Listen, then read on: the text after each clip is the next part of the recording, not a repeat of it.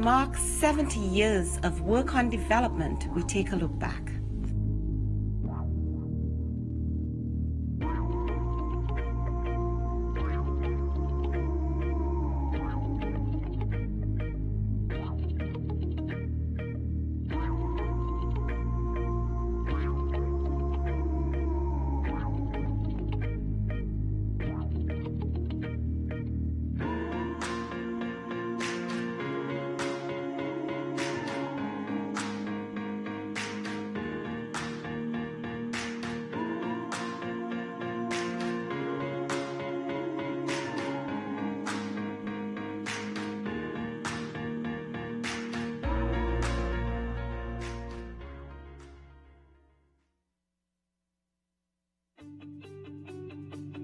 This long evolution, driven by member states, has fine-tuned our unique model to support inter-American development.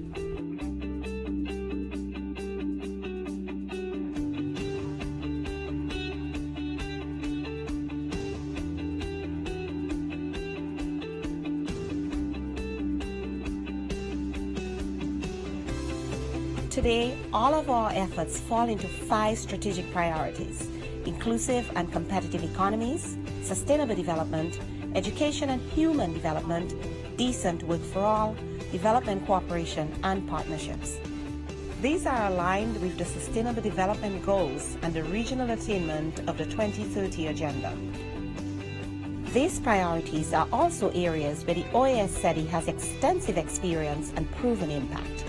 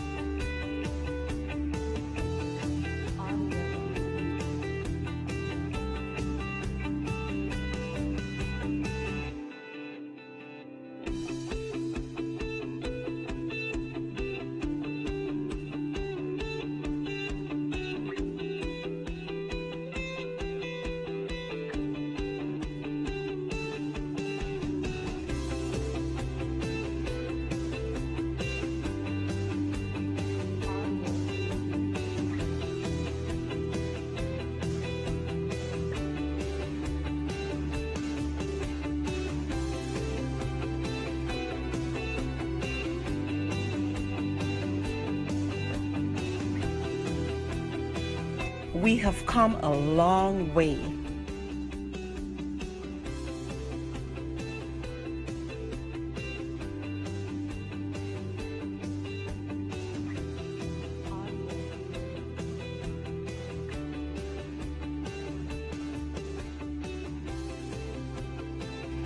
But still have much work to do.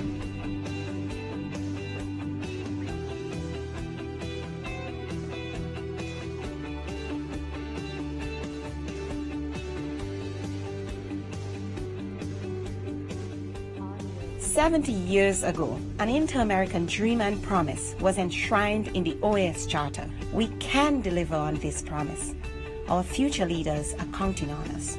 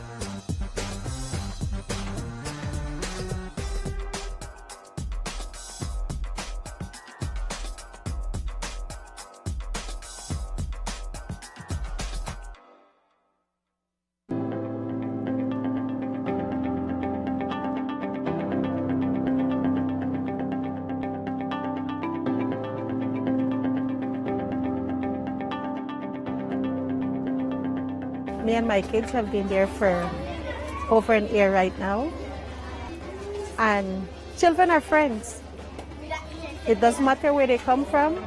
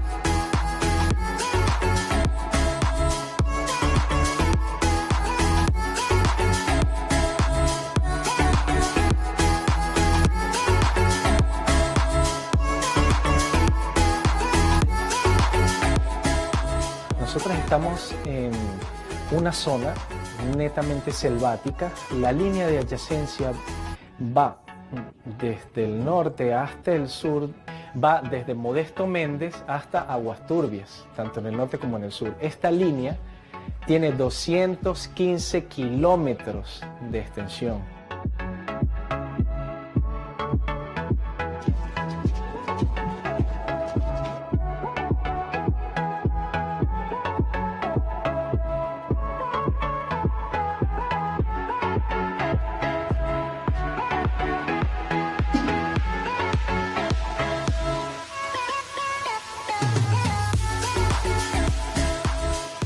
De allí vino él, se buscó creo con los de la OEA y de allí vino el proyecto para acá, para Judá. Y fue que lo dieron el terreno y lo dieron todo que era mano de obra y el material para hacer las casas que están ahorita. Y por ese motivo estamos aquí viviendo todavía.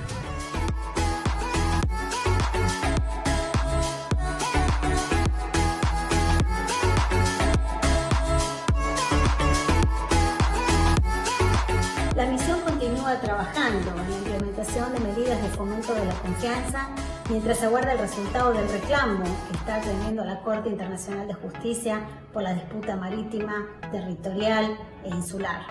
Nuestra oficina en la zona de adyacencia realiza verificaciones a solicitud de ambos gobiernos, facilita reuniones y patrullajes conjuntos entre las Fuerzas Armadas y promueve una cultura de paz y cooperación entre las comunidades locales. Children will be children. And they have harmony. They don't see each other as a different country, but they see each other that they're growing together.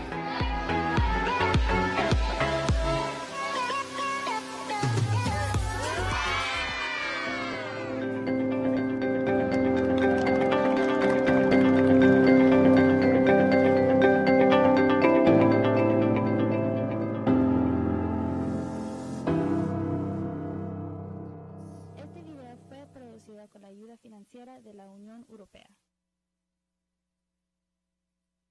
Tiene que activar su cámara y su micrófono.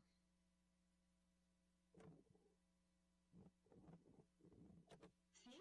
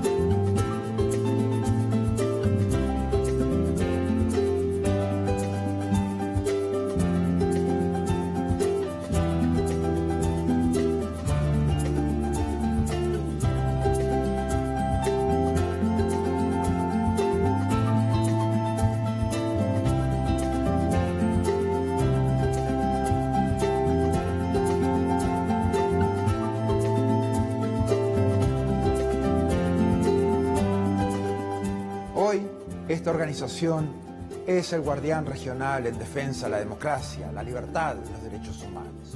Los países se han comprometido con estos valores a través de instrumentos legales como la Carta Democrática Interamericana, la Convención Americana de Derechos Humanos y todas las demás convenciones interamericanas.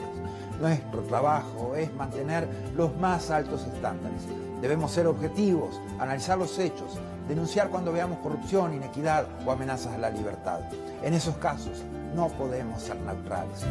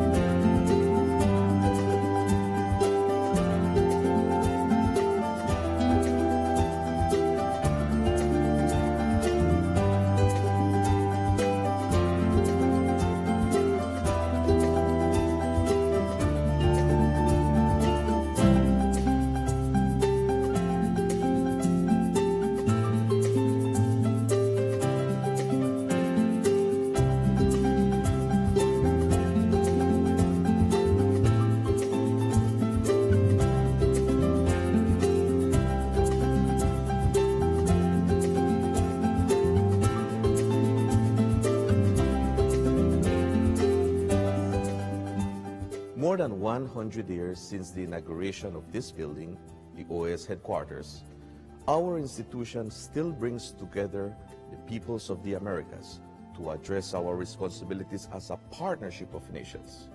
As we look to the future, our work must also focus on the construction of a positive agenda that continues to favorably impact millions of lives every day.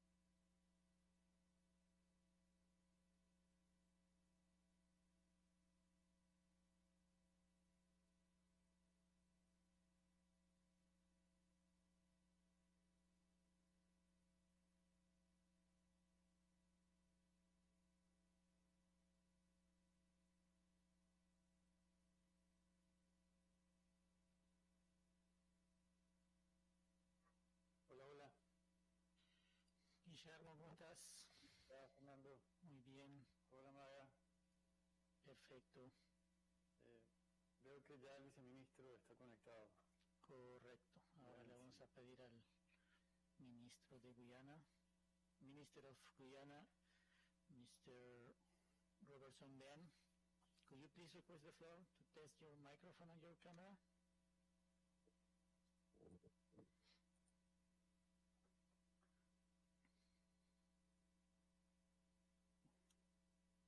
You have to press the blue button at your bottom right of the screen. That is request the floor. There, perfect. Now you have to activate your camera and your microphone in the center of the screen at the bottom. Camera on. Mic on. Let's try the microphone. Do you hear me? Yes, I hear you. And I can hear you perfect. Okay, great. That is perfect. With the headphones, the sound is perfect. Okay, and the video? The video is perfect also. Okay, great. He will be here shortly, so I'm just testing at the moment. Perfect. Thank you very much. Thank you. All right, great. Thank you. Hola, Igualito. Hola, Amado, ¿cómo estás? Bien, bien. ¿Dónde uno? ¿Perdón? Un largo día. Sí, día largo hoy. Pero bien. Va saliendo todo bien. Qué bueno. Súper rapidito. Te pedí el link, porque apreté el link y me decía, your session has expired. Yo, ¿cómo? Entonces le pedí a Pierre que me enviara nuevamente el link y ahí entró nuevamente. ¿En serio? Qué Sí, raro. es súper raro. Después de la reunión de la mañana y tomó el link de que se refresh y entrar de nuevo. Exacto, ahí cerré todo nuevamente y le dije, y ya me estaba asustando. o si no, con un logout ya está. Exacto, pero buenísimo, ya no hay problema entonces. Está listo. Es un poco raro. Fernando, Stephanie me dijo que va a volver en un rato para probar el share the screen porque van a tener la presentación y ellos prefieren controlarla por allá. Perfecto. Entonces ahí, pronto Ecuador. Pero en caso pase algo técnicamente, Fer nos ayuda con eso, ¿no?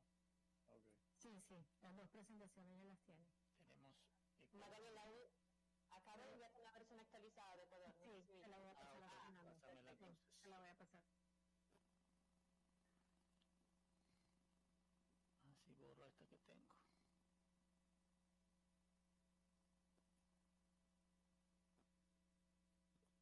Seguimos escuchando tu ventilador ahí de la máquina. Es una Mac y está a full. Espero que no sea lo que maneja todo el sistema. No, es la que está grabando. Ah, ok. Está con el ventilador, pero apenas la escucho yo acá, se ve que el micrófono está muy sensible. Buenísimo. Ahí veo a John Game atrás también, si no me equivoco. ¿A quién? A una gente de Ecuador que conocemos, del ministerio.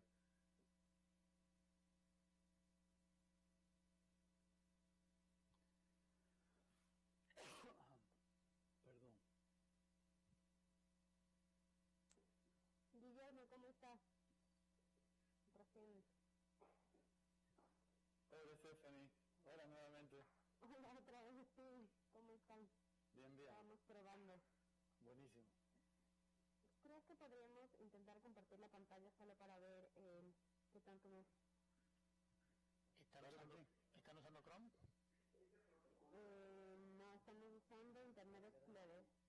Bueno, mejor si lo hacen por Chrome para estar más seguros. Tienen que salir y descargar Chrome y hacerlo por Chrome. Ya, dame un segundo. Explorer no es muy seguro ni para compartir ni para estar mismo en la reunión. Ya, listo. Permítame un momento entonces. Ok.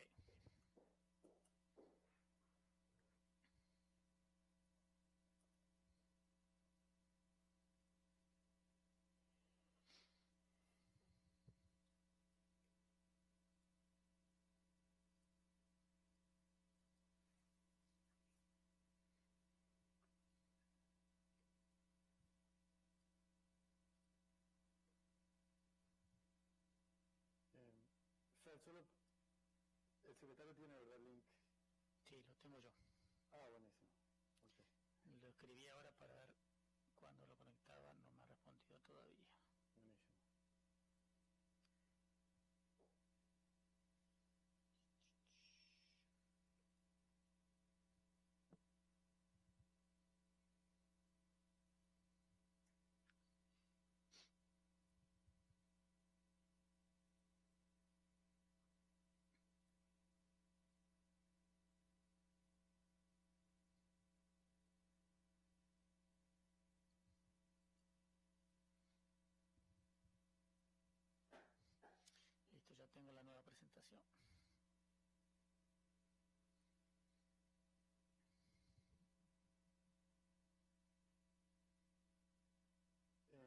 Recibí un mensaje de Ernesto, Maga, y de Pi.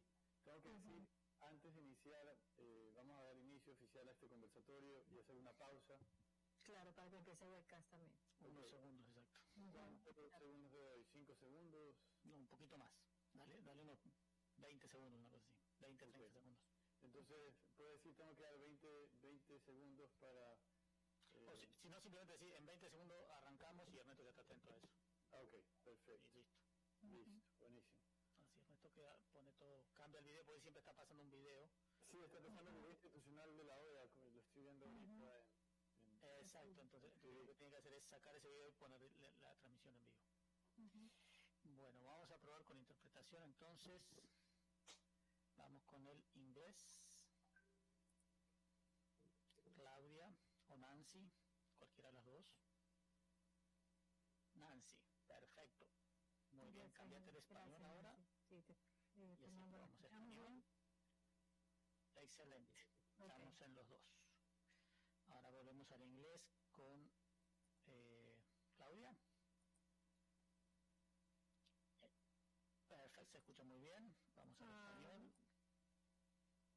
Fernando, a mí la plataforma me da 4 idiomas. Perfecto, excelente. Muy bien, gracias. Fer, Dime. la plataforma me da 4 idiomas. Dale refresh, que eso fue cuando abrí la reunión, estaban los 4, pero ya se los saqué.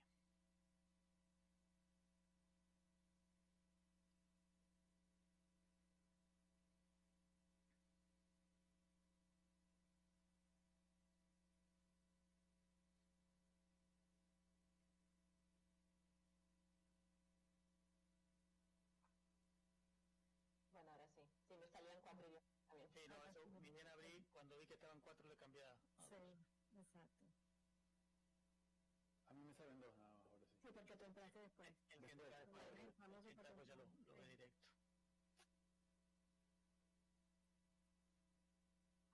Guatemala acaba de confirmarme que de hecho no van a tener presentación. Es solo el ministro hablando.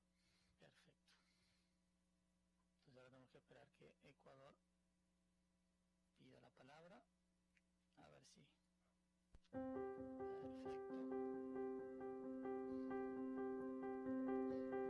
Development cooperation has always been a priority for the OAS.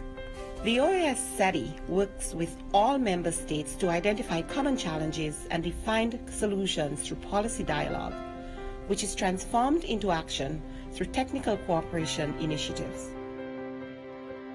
Policy dialogue is central to our work in development. The OAS SETI convenes development leaders in 11 ministerial meetings and high-level processes on priority areas such as competitiveness, labor, education, among others. Technical cooperation initiatives emerge from ongoing dialogue and are therefore established with built-in political support.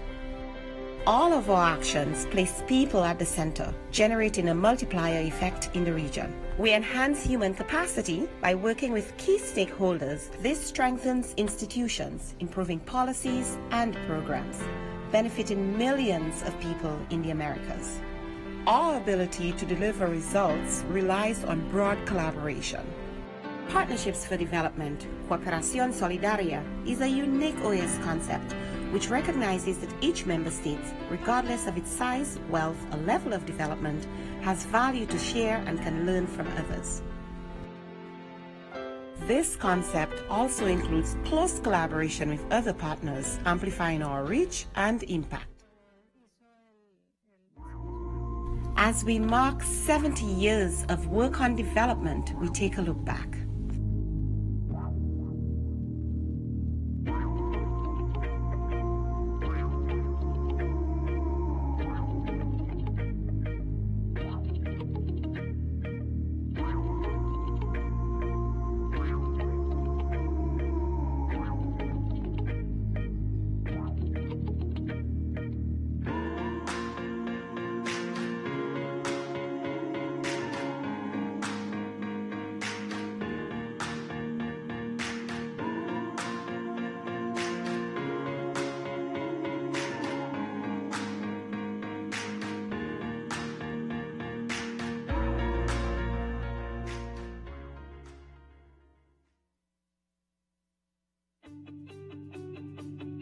This long evolution, driven by member states, has fine-tuned our unique model to support inter-American development.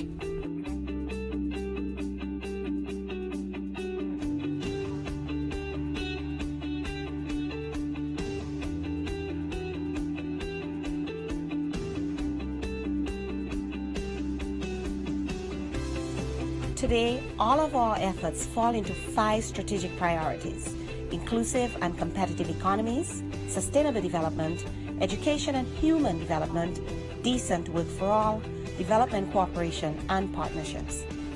These are aligned with the Sustainable Development Goals and the regional attainment of the 2030 Agenda. These priorities are also areas where the OAS SETI has extensive experience and proven impact.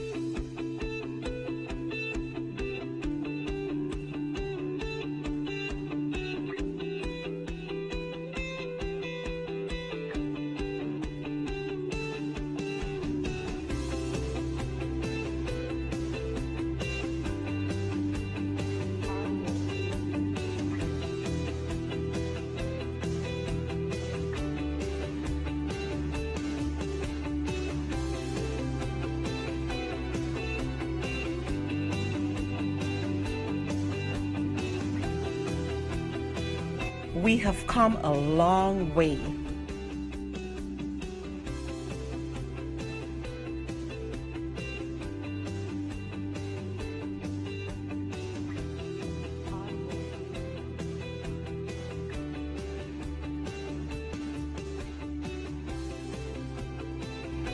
But still have much work to do.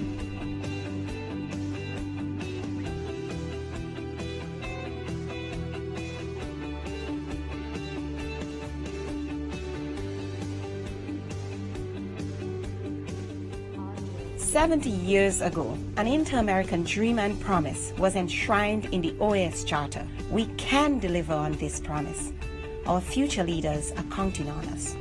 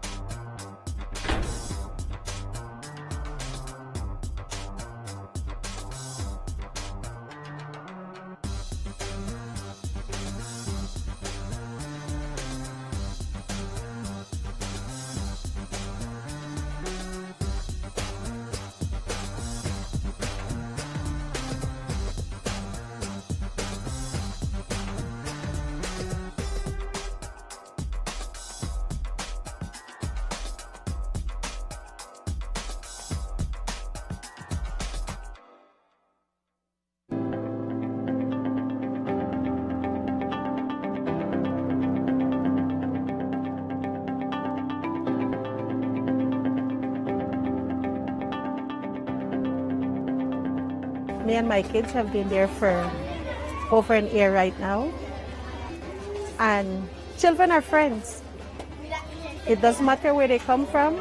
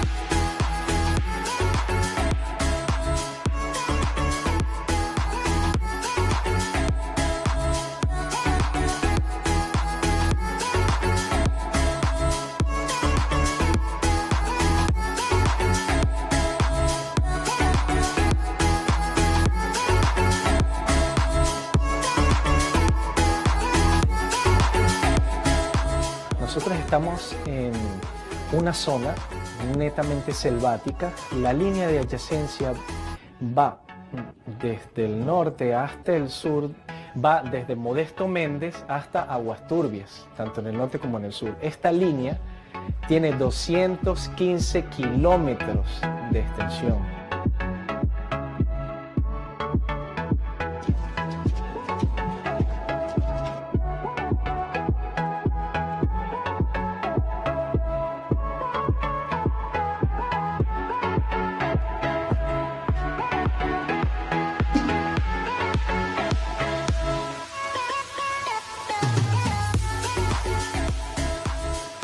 De allí vino él, se buscó creo con los de la OEA y de allí vino el proyecto para acá, para Judá.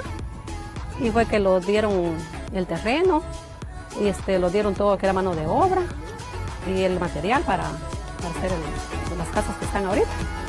Y por ese motivo estamos aquí viviendo todavía.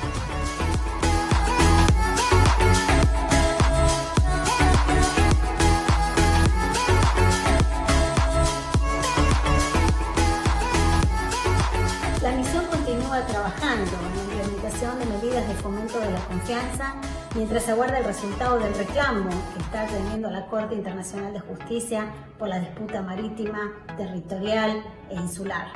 Nuestra oficina en la zona de adyacencia realiza verificaciones a solicitud de ambos gobiernos, facilita reuniones y patrullajes conjuntos entre las Fuerzas Armadas y promueve una cultura de paz y cooperación entre las comunidades locales.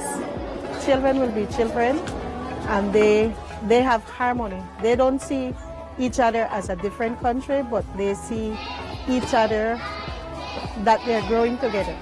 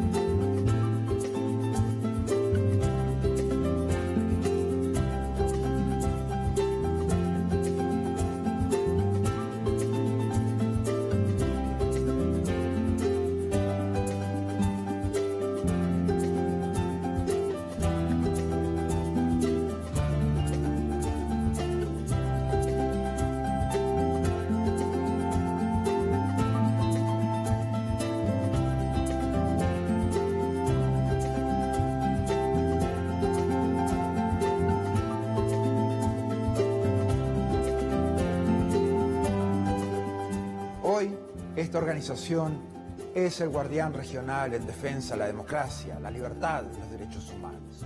Los países se han comprometido con estos valores a través de instrumentos legales como la Carta Democrática Interamericana, la Convención Americana de Derechos Humanos y todas las demás convenciones interamericanas.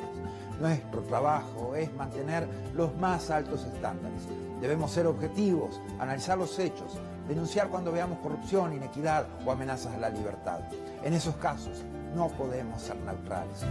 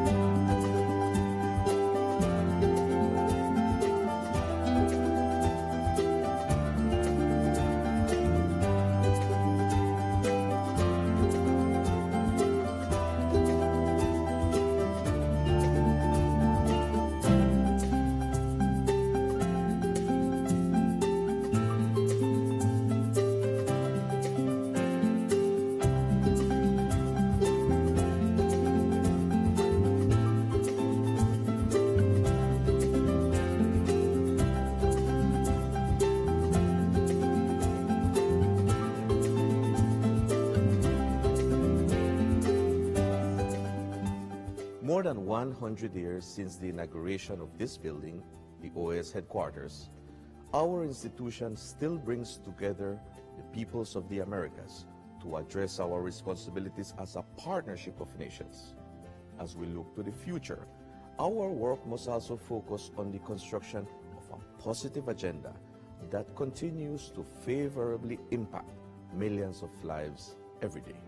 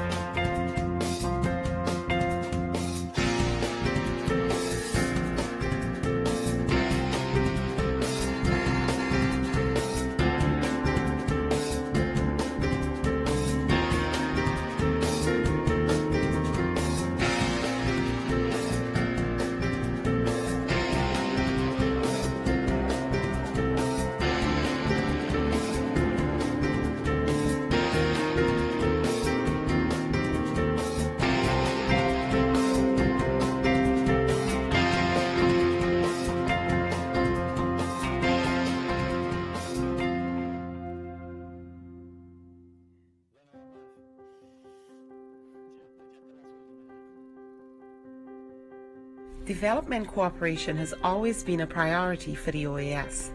The OAS SETI works with all member states to identify common challenges and define solutions through policy dialogue, which is transformed into action through technical cooperation initiatives. Policy dialogue is central to our work in development. The OAS SETI convenes development leaders in 11 ministerial meetings and high-level processes on priority areas such as competitiveness, labor, education, among others. Technical cooperation initiatives emerge from ongoing dialogue and are therefore established with built-in political support. All of our actions place people at the center, generating a multiplier effect in the region. We enhance human capacity by working with key stakeholders. This strengthens institutions, improving policies and programs, benefiting millions of people in the Americas. Our ability to deliver results relies on broad collaboration. Partnerships for Development, Cooperación Solidaria, is a unique OAS concept which recognizes that each member state, regardless of its size, wealth, or level of development, has value to share and can learn from others. This concept also includes close collaboration with other partners, amplifying our reach and impact. As we mark 70 years of work on development, we take a look back.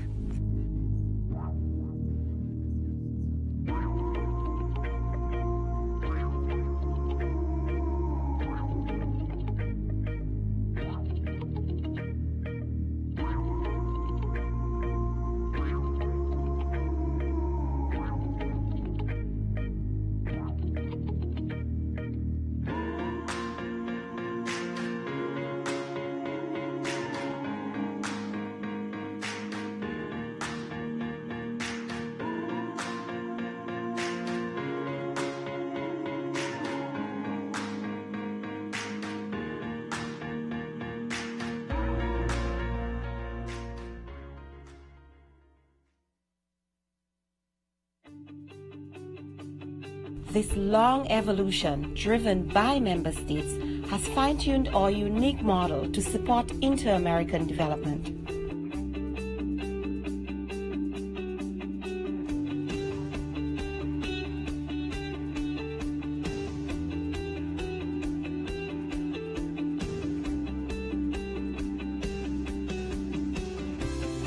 Today, all of our efforts fall into 5 strategic priorities: inclusive and competitive economies, sustainable development, education and human development, decent work for all, development cooperation and partnerships. These are aligned with the Sustainable Development Goals and the regional attainment of the 2030 Agenda. These priorities are also areas where the OAS SETI has extensive experience and proven impact.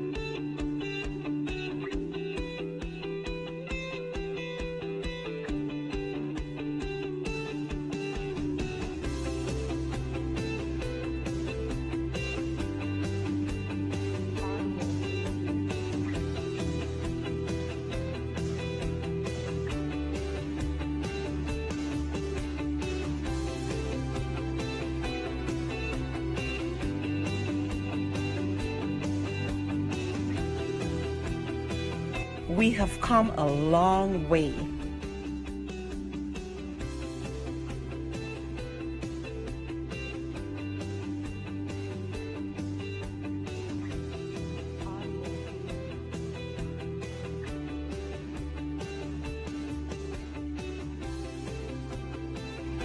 But still have much work to do.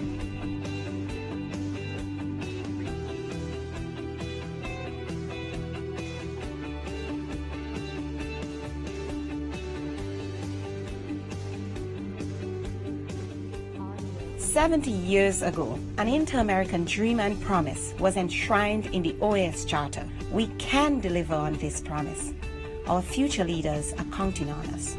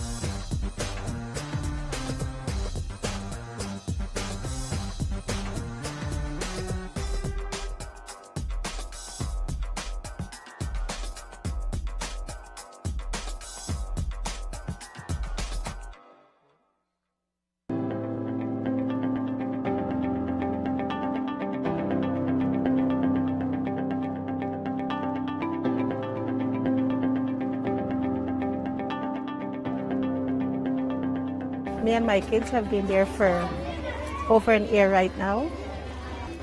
And children are friends. It doesn't matter where they come from.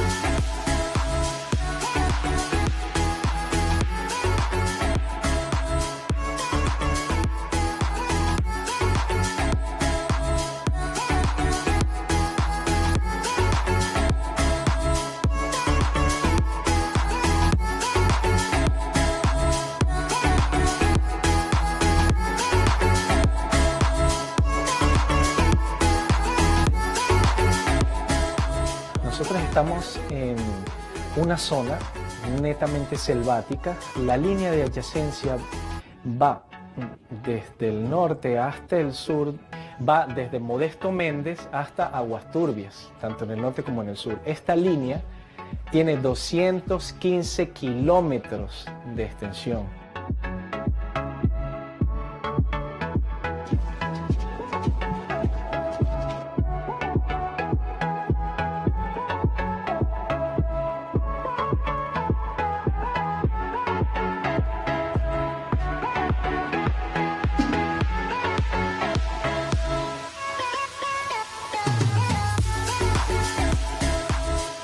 De allí vino él, se buscó creo con los de la OEA y de allí vino el proyecto para acá, para Judá. Y fue que lo dieron el terreno y lo dieron todo que era mano de obra y el material para hacer las casas que están ahorita. Y por ese motivo estamos aquí viviendo todavía.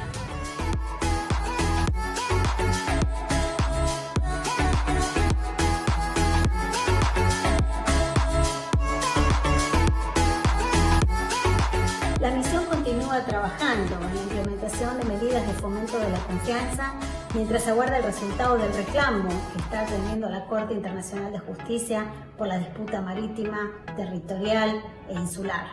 Nuestra oficina en la zona de adyacencia realiza verificaciones a solicitud de ambos gobiernos, facilita reuniones y patrullajes conjuntos entre las Fuerzas Armadas y promueve una cultura de paz y cooperación entre las comunidades locales.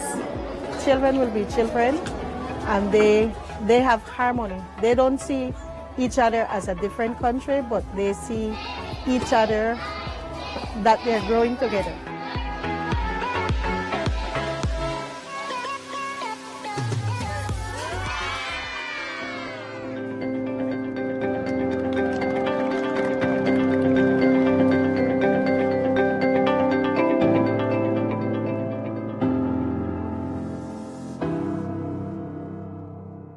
Este video fue producido con la ayuda financiera de la Unión Europea.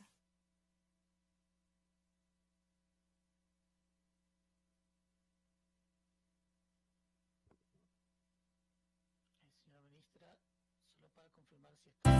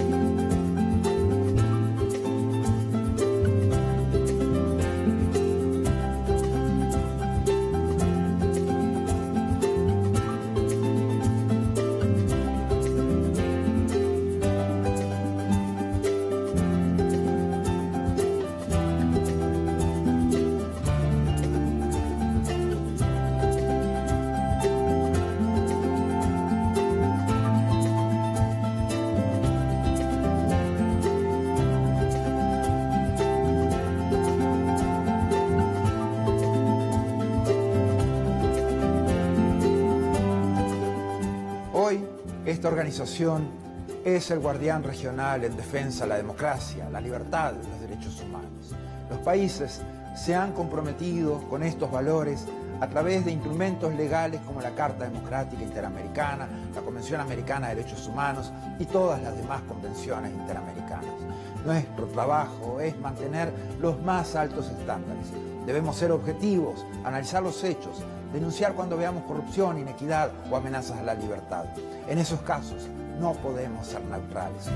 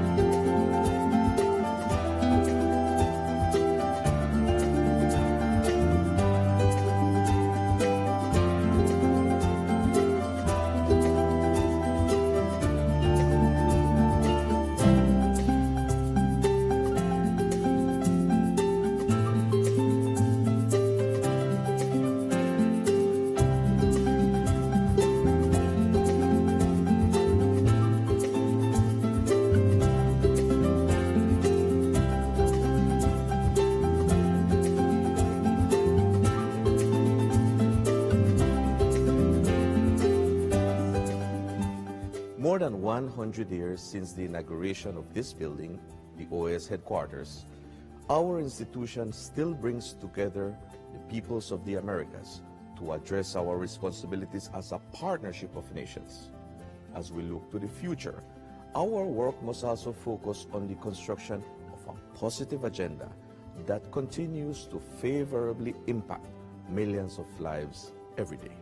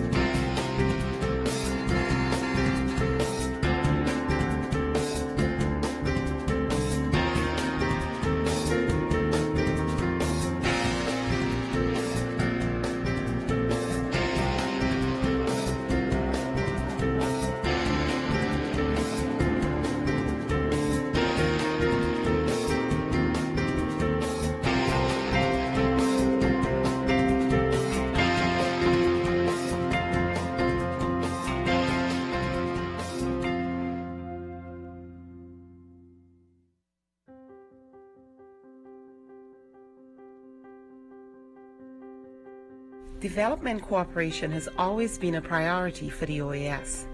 The OAS SETI works with all member states to identify common challenges and define solutions through policy dialogue, which is transformed into action through technical cooperation initiatives.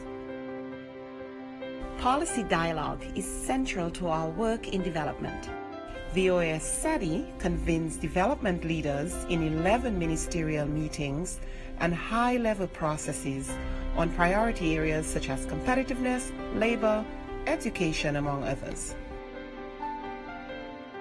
Technical cooperation initiatives emerge from ongoing dialogue and are therefore established with built-in political support. All of our actions place people at the center, generating a multiplier effect in the region. We enhance human capacity by working with key stakeholders. This strengthens institutions, improving policies and programs, benefiting millions of people in the Americas. Our ability to deliver results relies on broad collaboration. Partnerships for Development, Cooperación Solidaria, is a unique OAS concept which recognizes that each member state, regardless of its size, wealth, or level of development, has value to share and can learn from others. This concept also includes close collaboration with other partners, amplifying our reach and impact. As we mark 70 years of work,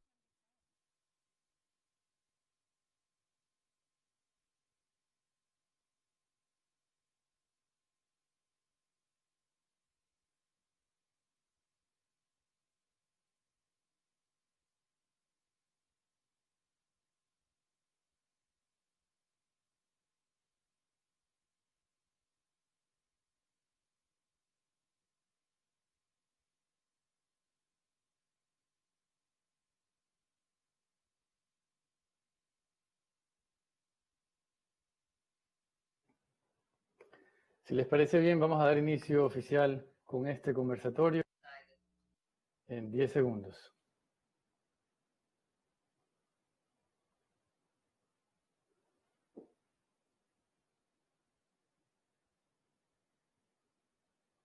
Perfecto.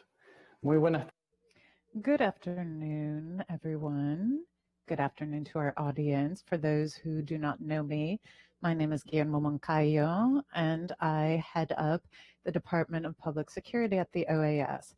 Thank you very much for joining us this afternoon. And before we begin, I wanted to remind you that we have simultaneous interpretation in English and Spanish for those who are joining us over the Kudo platform. You can select the language in the lower left-hand part of the screen and the audience joining us on the official OAS website, you can also select your preferred language. I'm truly pleased to be able to moderate this discussion with ministers responsible for public safety, focused on the requirements and challenges of the COVID-19 crisis.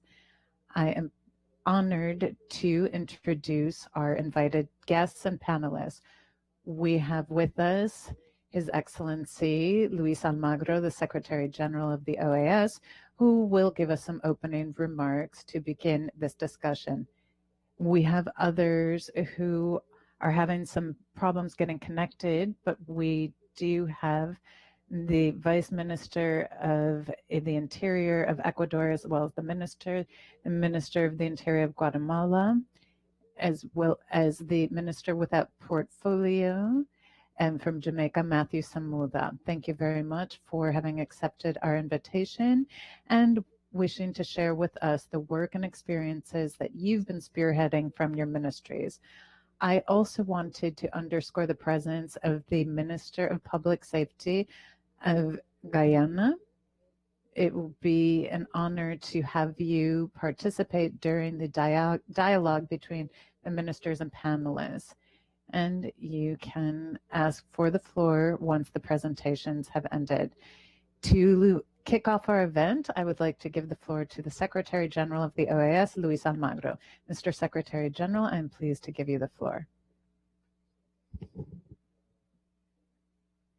Thank you, dear friends, ministers, vice ministers. Security forces play a very important role in combating COVID-19. They are often on the front lines. And so we have to coordinate actions with them and to protect their work within constitutions. At the OAS, we believe in the importance of opportunities for dialogue that bring together the authorities of the region to think about novel strategies to tackle the problems that are shared amongst our countries. From the outset of the pandemic, we have organized a series of events, discussions, and trainings to help our member states as they are up against this crisis that is unprecedented in its magnitude.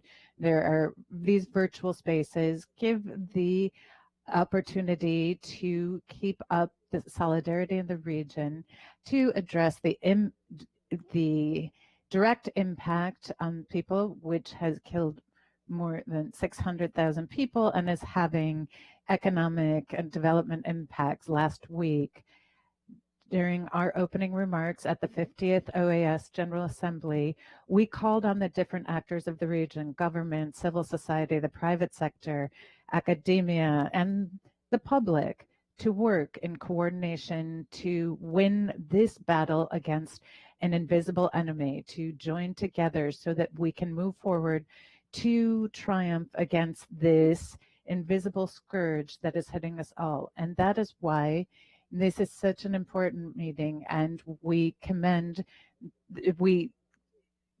those who are joining us who wish to share information about public security and safety. As we know, the pandemic has had a profound impact on citizen safety apparatus, authorities, and those responsible for the systems are trying to react to COVID-19.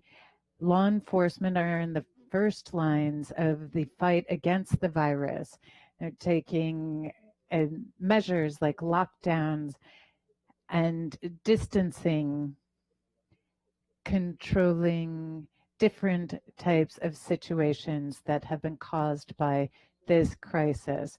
For this reason, it's important to create strategies to prevent the spread of the disease and ensure that our police forces are not using excess force in dealing with this situation. It was also necessary to react quickly to safeguard the rights and health of persons deprived of liberty in our different detention centers. The pandemic has exacerbated crime in our countries.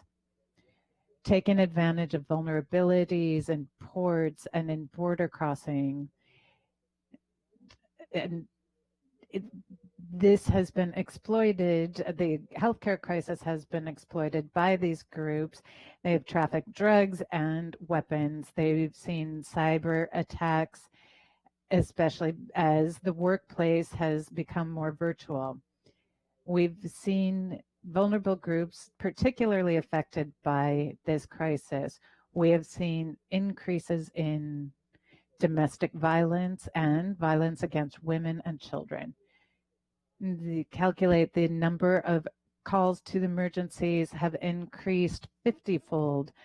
And this situation is due to a number of factors. For example, restrictions to movement in the states in order to stop the spread of the disease, as well as increases in virtual education and telework.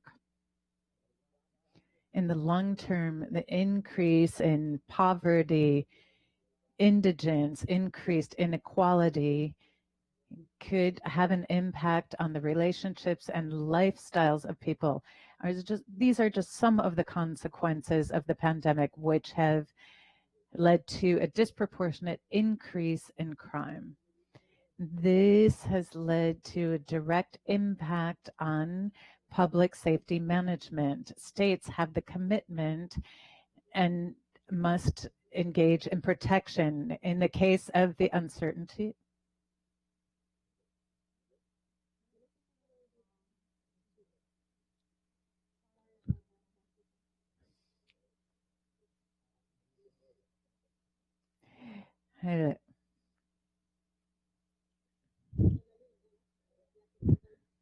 And I'm sorry there was an interruption, but I wanted to extend my greetings. We had some technical glitches, but thank you very much. So given the uncertainty, and this is unprecedented, the OAS as the main policy forum in the region has been pushing for novel strategies and actions that are multidisciplinary and multidimensional, and always in the framework of human rights. From the Department of Public Security, we created a virtual community, national emergency response teams that allows for sharing information on best practices and to reduce the impact of actions in other priority areas. The pandemic has shown us that we can't keep doing more of the same. We have to have strategies and cannot rely just on law enforcement. The pandemic has led us to have to think creatively. This is a historic opportunity to provide new responses to contain the virus and safeguard the lives of the people in our hemisphere, where we've seen underscored the vulnerabilities and historic discrimination, which we've seen also manifest in criminality. Today, this dialogue, it will help us to be stronger. We'll see some promising practices that may be able to be replicated in the region to tackle the public safety crisis generated by COVID-19. I wish you all the best in this event. And from the Office of the Secretary General, we reiterate our support to the countries of the region. Thank you very much, Guillermo, and thank you, ministers, and thank you, Maria Paz. Paula. Thank you very much, Secretary. In these virtual events, there's always, something always happens, but thank you for your words and for providing us some context about how the COVID-19 crisis is affecting the security agenda in the region. As the Secretary General stated, this has shown serious consequences, and the governments of the region have a commitment to improve security in the regions. The social, economic, and health crisis created by COVID-19 has led to new challenges that put to the test our security systems. in the situation that we're experiencing, it's very important to be able to hear and share experiences from each of the countries represented in the panel. This exchange will allow us to identify some of the promising practices and to implement more effective strategies to mitigate the negative impact of COVID on the public from immediate issues and looking in the medium and long term. This is important also for security and safety systems. For example, actions by law enforcement to enforce restrictions or what measures to implement to protect personnel when they are engaged in their work, and how do we safeguard the well-being of those deprived of liberty and in prison. What will be the impact of the socioeconomic crisis on crime and the MOs of criminal groups? And to contribute to this, the Department of Public Security has held a series of thematic discussions, and this will be a comprehensive way of looking at the situation and will bring us back closer to specific solutions. Este departamento también ha concentrado esfuerzos. In addition to these discussions, the department has focused its effort on supporting the member states in tackling new challenges through practical tools, such as the virtual community and community of practice in emergency and safety systems. We've also adopted creative strategies in our own programs to make sure that states continue to work in the areas of strengthening law enforcement, preventing crime and violence, modernizing the prison system, humanitarian demining, and victim assistance, among other things. The creation of safety protocols for response teams, virtualizing training content were some of the measures we've adopted. So having discussed the work we are doing, and so that we can start our dialogue, I'd like to present the methodology. Each of the ministers will present for 15 minutes, highlighting the main challenges they're facing in dealing with the COVID-19 crisis in their countries and the promising and innovative actions that they've implemented that are contributing to better management of the pandemic. We'll begin with Minister Romo from Ecuador, followed by Minister Garcia Rodas from Guatemala, and we'll wrap up with Minister Samuda from Jamaica. We respectfully request the ministers to keep to the set times. I will be keeping time and I'll indicate to you how much time you have left. I apologize in advance for that, but I may have to interrupt you. Once the ministers have spoken, we'll have a dialogue amongst them based on some guiding questions. I'd like to present my colleague, Pierre De Luca, who will be supporting us and moderating the event, and then we'll have a few words from Dr. Arthur Weintraub, the Secretary for Multidimensional Security at the OAS. So let me begin by saying it is a great honor to yield the floor to Minister Romo. Madam, you may go ahead. Thank you, Guillermo. Thank you, ministers, vice ministers, Mr. Patricio Pasmino, who is at the Ministry of the Interior along with me. I'm sorry I had to come late, but I definitely didn't want to miss the opportunity to share with you today, Mr. Secretary General, and didn't have a chance to say hello to you. Good afternoon. So I'm going to share my screen. We have a presentation which will be split up amongst a general introduction. Then Vice Minister Pasmino will take over from me there. He's had a great deal of experience in managing the pandemic. About a year ago, Secretary Almagro and some of you were with us in Quito on the occasion of the VISPA meeting, where we were discussing the new challenges in the area of security, challenges facing our countries throughout the hemisphere.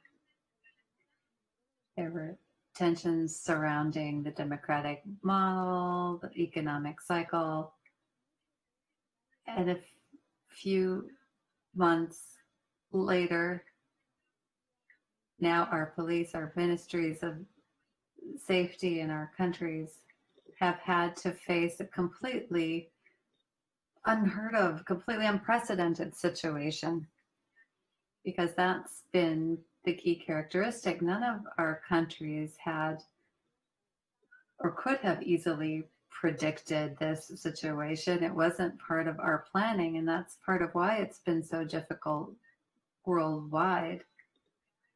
This realization that we weren't really prepared, that our plans didn't come close to predicting this kind of health emergency. In Ecuador's case, and I imagine it's the case in other countries, the police have played a key role, not only because of the security impact of the pandemic, but how important they've been in helping in the response. Our vice minister will give you more details, but the police helped make it possible to fulfill all the requirements and restrictions, from closing the borders, controlling the curfew, ensuring that people respect distancing and the lockdown we had in the initial weeks, while keeping another part of the country working, ensuring that things were flowing to ensure basic services, what we call essential activities, and to ensure that the supply chain and the export chain was still working, because that was vital to our country.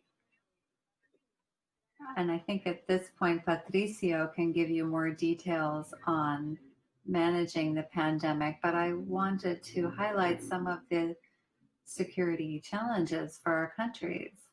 In Ecuador, one has been the use of technology for responding to the pandemic.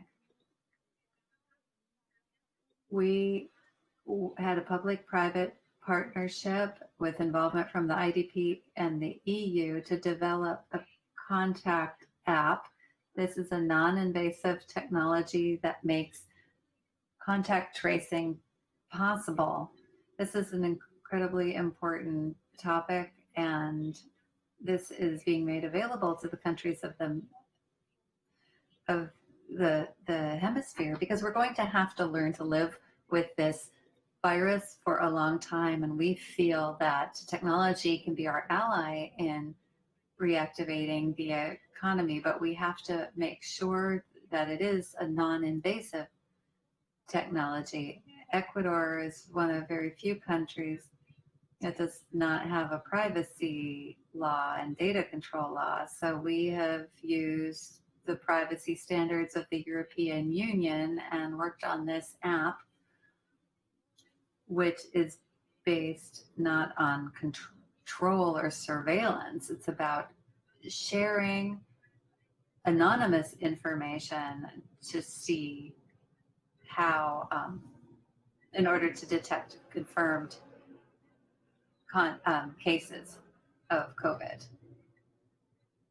The impact is such that it might set our hemisphere or our continent back by 15 to 20 years. And this is changing the scenario for public safety too. All issues have become exacerbated. We see violence on the rise, not just criminal violence, but also societal violence. We've seen a lot of domestic violence. So yes, staying home is a good measure in terms of the virus, but it creates a new safety hazard for millions of women and children across the Americas who are suffering that type of domestic violence. This is also a challenge for public policy in the area of law enforcement and public safety. Ecuador also has an important track record in drug seizures. Last year, 30 additional tons of narcotics seized despite the months of total lockdown. This shows us that the criminal organizations are finding a way around the restrictions to keep doing their illegal business.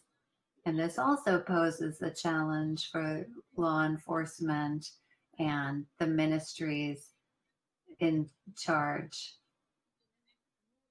This is posing new challenges for the police in this new reality in which we will be set back, and many indicators, including inclusiveness indicators in our country, vis-a-vis the pre-pandemic times. So this is what the Interior Ministry has been working on, and I'm sure that Patricio will enlighten you further as to the specifics of the work of the law enforcement agencies. But I didn't want to miss the opportunity to speak to you, and I'll stay online a bit longer, but I'll leave you with Patricio, who's authorized to speak on behalf of Ecuador. Thank you. Thank you, Minister.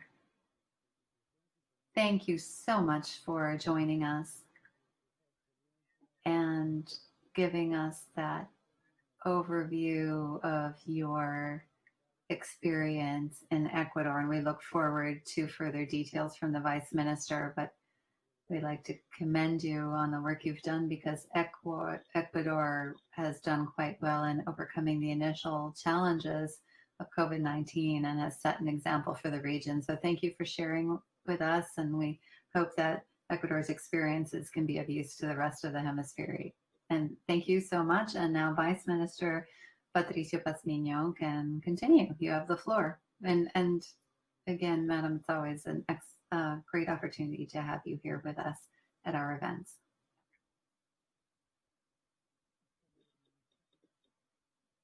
Vice Minister, you're on mute. Thank you. Good afternoon. I'm going to continue with the presentation. It is a tough act to follow to speak after the minister, but I'll begin by extending my greetings to all the ministers here. I had a presentation prepared, but I may have to skip the first couple of slides to keep on track and keep on time. But I am going to share my screen. You do have 13 more minutes, Mr. Vice Minister. Yes, I'll share the presentation now. I think we're ready. So I'll skip over the first two quickly. We're discussing the public citizen safety system in light of COVID-19. Then I'll talk about the impact on public safety, and then share our vision of the challenges facing as a result.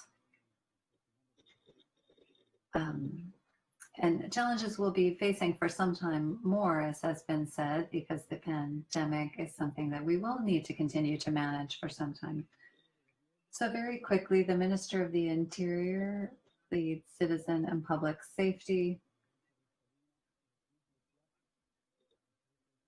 There are four main areas. We establish security policy. Here, the ministry has played an important role in managing the pandemic. I'll quickly discuss our system for crisis management. It's a system led by the president, as it is in many countries, with advisory support from Security Council. And then there's a hazard system deployed throughout the country through our cantons where we have emergency operations committees at that local level, all operating within a constitutional framework with technical advice provided by international agencies, including the OAS. For crisis management, in this case, the health crisis, we're working with 3 groups and 8 technical working groups addressing security, health, risk management. And the National Police have played, and the Armed Forces have played a key role in all of this. The system had 4 components for management. First, centralized command and control. Decision making is centralized, execution is decentralized. Second, information, collecting and managing data on a daily basis with all the different variables and data on the actions taken. And this was a true challenge because a crisis like this one had never been predicted. We had imagined other types of crises or hazards, but nothing of the magnitude of this health crisis. The third component was communications. The National Emergency Committee has also sought to keep the public properly informed on the trends in the pandemic, the measures they should take, and how to follow the instructions provided by the National Committee with technology adapted to help properly manage the pandemic. And so many things had to be developed as we went along. The app that the minister mentioned, which is a system that we are happy to share with our friends across the hemisphere, that can indicate exposures and provide for quarantine. There's also video surveillance, which enabled us to detect large gatherings, larger than what was allowed. And then we have a 171 emergency call line where people could get information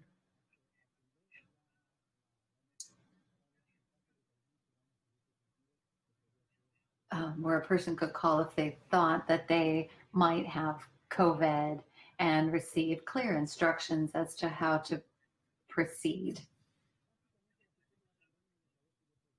The pandemic management had 3 phases. First, the lockdown, then distancing, and currently what we call shared responsibility. Across these 3 phases, which began March 13th, different measures were taken. Those emergency operations committees were activated. There were restrictions on movement, on gatherings, and for some time we imposed a curfew as well, based on the constitution in the OAS province and in the city of Guayaquil in the first weeks. Guayaquil being one of the most affected cities, a special safety area had to be established where even greater restrictions were imposed. We had to establish sanctions and different control mechanisms, and the efforts of the National Police and Armed Forces and complementary services were vital. Those complementary entities were enlisted based on our public safety code. It's important to highlight one of the factors that helped in crisis management, and that was the management model of the National Police. It's decentralized into prevention, investigation, and different roles across 9 regions, 29 sub-regions, over 1,000 what we call circuits, and close to 2,000 sub-circuits. So it's very clearly structured, and it enabled the police to carry out preventive action throughout the country without having to change their model. In fact, the model they already had enabled them to act effectively and enabled to limit the exposure of these forces in the response to the pandemic, having been on the front lines, of course. Voy a pasar rápidamente ofreciéndoles. And now I'm going to share some statistics with you. This is from the recent months in the pandemic, in this phase of shared responsibility. We're seeing a large number of actions being conducted by the National Police and the military. We saw more than 31,000 coordinated actions to help stop or curb the spread of the pandemic. In addition, another challenge in terms of managing the pandemic was shutting down the borders, the repatriation of Ecuadorians who had been left in Europe, in different countries of the Americas, who wanted and needed to return to the country, and then a progressive reopening of airports. This also had much to do with the economic revival of the country. In the first month of the pandemic, we went from an average of 40,000 on average passengers per month to days where we didn't get up to 180 people or even 6,000 people. These are people who we were allowing to return on humanitarian flights or repatriating Ecuadorians back to the country. This was a major challenge as part of our management of the pandemic. Then we have emergency calls coming into our integrated response system, which is ECU 911, ECU 911. And here what I want to show you is that in the initial days of the pandemic, the average number of calls, emergency calls, exceeded 10,000 with an average of 649 calls per day. Now, in October, where we stand now, we're still measuring the number of calls does not exceed 1,000 on average for the month, and the daily average is 68. This is another indicator that allows us to draw the conclusion or infer that the measures adopted are having an effect on management of the pandemic. I also wanted to share some up-to-date data. This is through October 27th. 192 confirmed cases, 8,280 confirmed deaths in connection with COVID-19, 141,000 recovered patients, 254 days of the pandemic, and the flow chart you see here allows us to see the peaks in March. We saw other peaks in May and June. And now in week 44, we really have flattened the pandemic curve. Right now, the main problem is in Quito. because of some specific characteristics of the city, because of upcoming elections. In terms of public safety, I wanted to share some data having to do with the COVID-19 pandemic. Before doing so, however, it's important to recall that the Americas, as we've already noted a number of times, and you're all familiar with this, is one of the most violent regions on the planet. Nevertheless, we account for just 37% or 13% of the global population, but it's 37, and the rate in the Americas is at 17%, which is the highest. In terms of the pandemic, violence rates continue to be very strong in the region. In terms of the murder rate in Ecuador in 2020, we're above 5.2%, and I think it's important to note that. The other thing that's important to talk about is how crime has played out. We've seen significant decrease with 38%, but we're rather objective in our analysis. We believe that this could be due to the lockdown, and because of the lockdown, many of the crimes have not been reported or are not being reported because of the lockdown, and therefore this indicator is one that we proceed with great caution and are careful about, because we think that the rates are probably rather significant. In terms of domestic violence, we are also paying close attention to this. We know that the lockdown has seen types of violence that required special attention by the national police primarily. A number of actions were taken.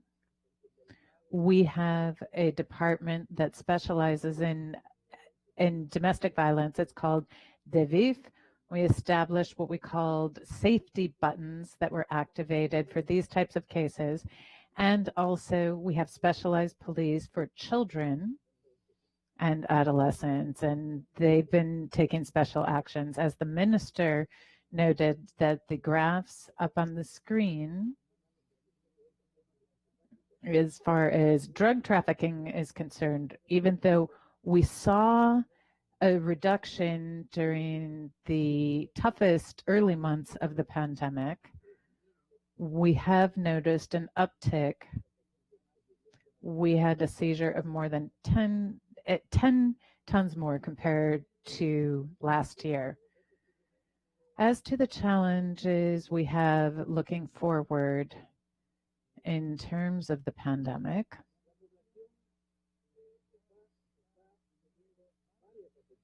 the public is being impacted in many ways. There are unmet needs. There is social discontent that could lead to behavior issues. This leads to risks and vulnerabilities. This is because the economy has contracted, while this was even further complicated by having a dollarized economy and exacerbated by the informal economy.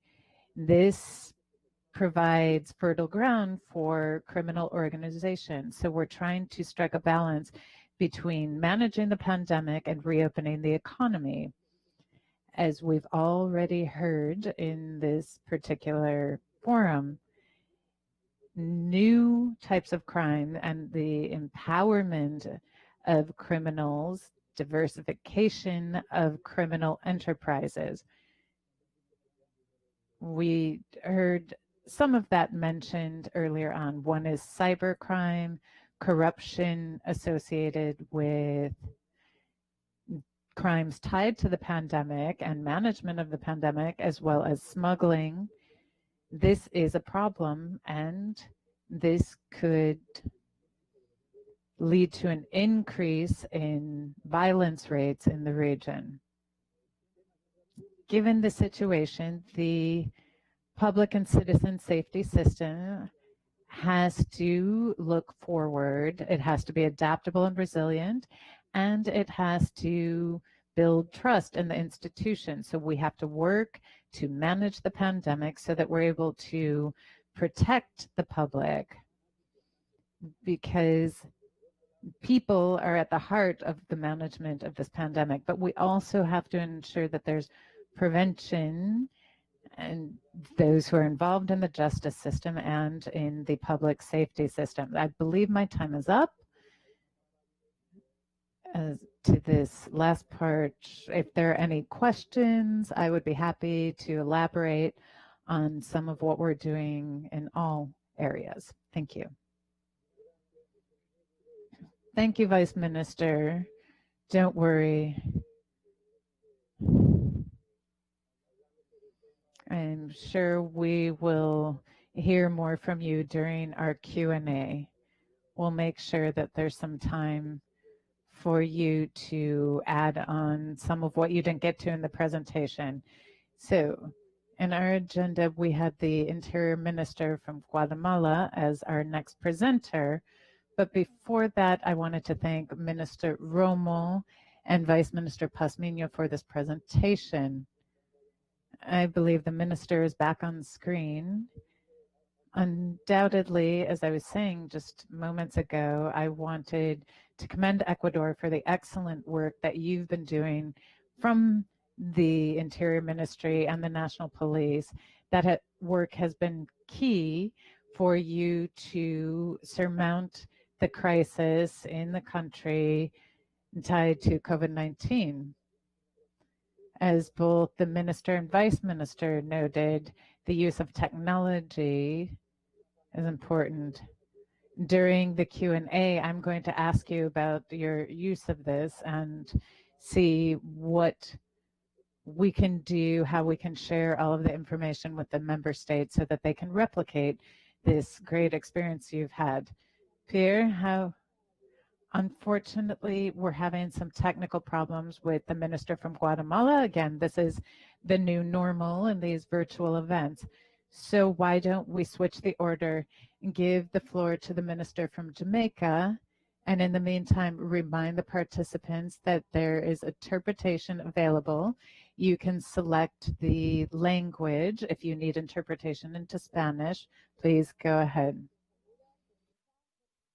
Who will be able to give to us a different insight about how the crisis has affected the small islands and the Caribbean. Minister Samuda, the floor is yours. Thank you very much, and allow me to greet my colleague ministers, but certainly allow me to observe protocol and acknowledge Louis Almagro, Secretary General of the OAS, and certainly all the officers and members of the Secretariat. It is indeed my pleasure to join you this afternoon as we discuss matters of critical importance, which I believe serve all of our interests and all of the interests of our people. Security is the single largest challenge, I believe, that faces our region, and I believe it is important that we confront all challenges with the understanding that public safety and citizen security is indeed at the core of our missions as individual governments as we seek to improve the lives of all of our citizens. I'm trusting that the presentation is up now. So, as I mentioned, it is indeed my pleasure to share with you. I believe this is an important time. We've all faced unparalleled challenges, and challenges that we would not have had the luxury, as many of us as young democracies, would not have had the opportunities to plan for situations presented to us by COVID. But as I go through, allow me to set the context. I'll start first with a little background in terms of how COVID has impacted Jamaica, and I believe it will be very similar for most small island developing states. The economic impact has been stark. It has been very heavy and it has hurt Jamaican businesses and our economy significantly. In response, initially, the government has set up a special committee of the cabinet to effectively or to begin the response to the impact of the crisis. We've set up several specials. I'm going to ask you to switch the slide. We've set up several small committees and subcommittees and task forces of the cabinet within all of the industries impacted. One of the issues that Jamaica has had to contend with is that our economy has a large, or is rather largely impacted by tourism and travel. Travel ground to a halt virtually in April, May, and June of this year, and that would have had a significant impact on our economy. So Jamaica's economy is expected to contract by 10% this fiscal year. In the last quarter, Jamaica declined by just approximately 18%. This has forced us to begin our conversations and to move forward with emergency financing from the IMF to amount to $520 million. It is a reserve fund. It is not to immediately go into expenses, but it is an important reserve to ensure that our reserves are strong. Our net reserves have decreased since March. As of July 2020, we had lost 6.4% of our reserves. Jamaica's balance of payments will definitely be negatively impacted by considerably lower inflows from tourism and remittances, which prior to the pandemic represented approximately 20 and 15% of our economy, respectively, according to most recent examinations. I'm going to ask you to go to the next slide. The last quarter, which shows a stark and almost violent impact on our economy, we declined by 18%, which is significantly impacted us. Now, when we consider the 18% decline in GDP, this is quite frightening to be fair. This is a larger impact than any hurricane we have ever faced. It is unlike anything we've ever seen. We had an unemployment rise by over 135,000 jobs. We lost 135,000 jobs. Now, this is more than the jobs that we had created over the last 4.5 years of our economic recovery. We had created just approximately 100,000 jobs during this period. And in 6 months, this has been wiped out for unemployment. Next slide, please. But the impact has not been solely economic. It has also been social. The impact on social interactions, the impact on many social groups has been significant. And I know this is the case with all of our colleague nations. Elderly over 65 have been placed under stay-at-home orders. We've had to suspend face-to-face schooling, and we've pushed homeschooling, which has created major issues for parents who are employed. We've had major issues also created because of the lack of internet connectivity, especially in our rural areas, which has caused risk to education levels. We've even seen, unfortunately, some increases in domestic violence, and we've had significant increases in mental health concerns. Now, the closure of educational facilities has a broad-based impact. It affects our social side, it affects our economics, it affects productivity, and it certainly affects mental health. But certainly, and something that we can't ignore, the health impact has been significant. All public hospitals are now operating with COVID-19 wards, and we've had to also deploy field hospitals to increase our capacity to deal with the health impact. Can I ask you to change slides as well, please? So as I would have mentioned, we have a health system that has, not the impact of weak professionalism, but certainly the impact of weak fiscal space. So we in responding to such a crisis, it has been challenging. We've had to put in significantly more capacity. I'm going to also ask you to switch slides.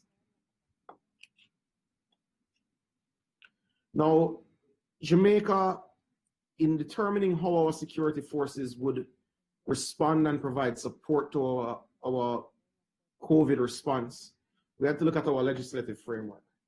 The government would have had to, in determining how we could engage our security forces and certainly use many of the measures that science would have recommended for us, we had to engage, based on all the impact that we were having, our Disaster Risk Management Act. The government's response has been anchored in the declaration of Jamaica as a disaster zone under our Disaster Risk Management Act, and with various orders starting on March 14th when this declaration would have come. Many steps have been employed under this act with ministerial orders used to stem the spread of COVID-19. There were many phases. I mean, before community spread, it was used to limit the potential entry of COVID into our spaces. And then certainly when you had exposure, you would have used the measures available to you under this act to limit the spread and movement of people in particular areas. Next slide, please. Now, it is at March 14th when Jamaica had to make the decision. This is because there were obvious community spread in two small communities. So we had to take the step to use this so that we could quarantine communities. Under our Disaster Risk Management Act, we're able to declare quarantine zones of sorts. This allows us to use the security forces to create the buffer and to create the zone around these areas that allow our healthcare workers to go into space. Next slide, please. Under these disaster risk management orders, we were able to put in place 14-day quarantine orders in place for any person which landed in Jamaica as of March 21, which has been later adjusted, and you've had to do what we've believed to be situationally appropriate. It has allowed us to actively track visitors to Jamaica using geofencing and certainly tracking bracelets for high-risk individuals. We've established a limit to the number of people permitted to gather. So we've used varying gathering rules where, police have been able to break up gatherings above 10 persons. It's moved to 15. At some points, it's been 50. It has been dependent on what has been necessary. We've also identified and created exemption rules for essential workers where necessary. Next slide, please. We have under the Act established work from home orders where possible. We've dealt with closure of places of amusement to prevent super spreader events. And we've had to deal with nightly curfews and mask wearing. These two latter points have also been significantly used by our members of our constabulary force to help mitigate the spread. But one of the major steps we've made, next slide please, and things that I think regionally we should be proud of, one of our smaller members being able to embrace technology, is we would have introduced technology into our re-entry and into our travel program generally. We launched a site which started as an information hub, which was Jam COVID, which was plugged in under our Ministry of Health system, which first gave citizens, both locally and our diaspora, information. We were able to use this site to explain the disaster risk management orders, and we were able to use this site to function for our control re-entry program. But beyond that, the Ministry of National Security has managed the re-entry program. It's managed the Jam COVID entry process. It has managed the enforcement of our disaster risk management orders, and it has managed our jails and correctional facilities. Next slide, please.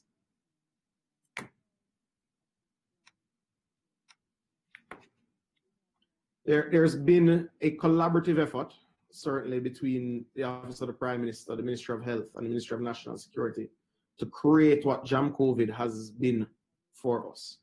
It allows now, the Jam COVID system is that it's a system which doesn't just function as information, but it functions as a repository that creates a situation for tracking those, well, not tracking rather, but for approving those who wish to enter into Jamaica, both citizens that would be interested in re-entry, and certainly in the early stages when we would have closed off our borders, this would be important. And now, as it has become a normal part of travel to Jamaica, it also allows, because the approval is granted and locations where persons will stay, it allows us to geofence persons through the use of apps on their phone, as well as for very risky persons, we are allowed to put on tracking bracelets where necessary. This has significantly, we believe, reduced the spread that would have taken place during this period.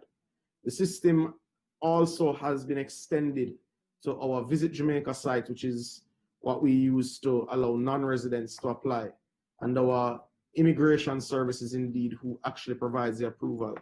Next slide, please. Now, I'd mentioned the importance of the information hub.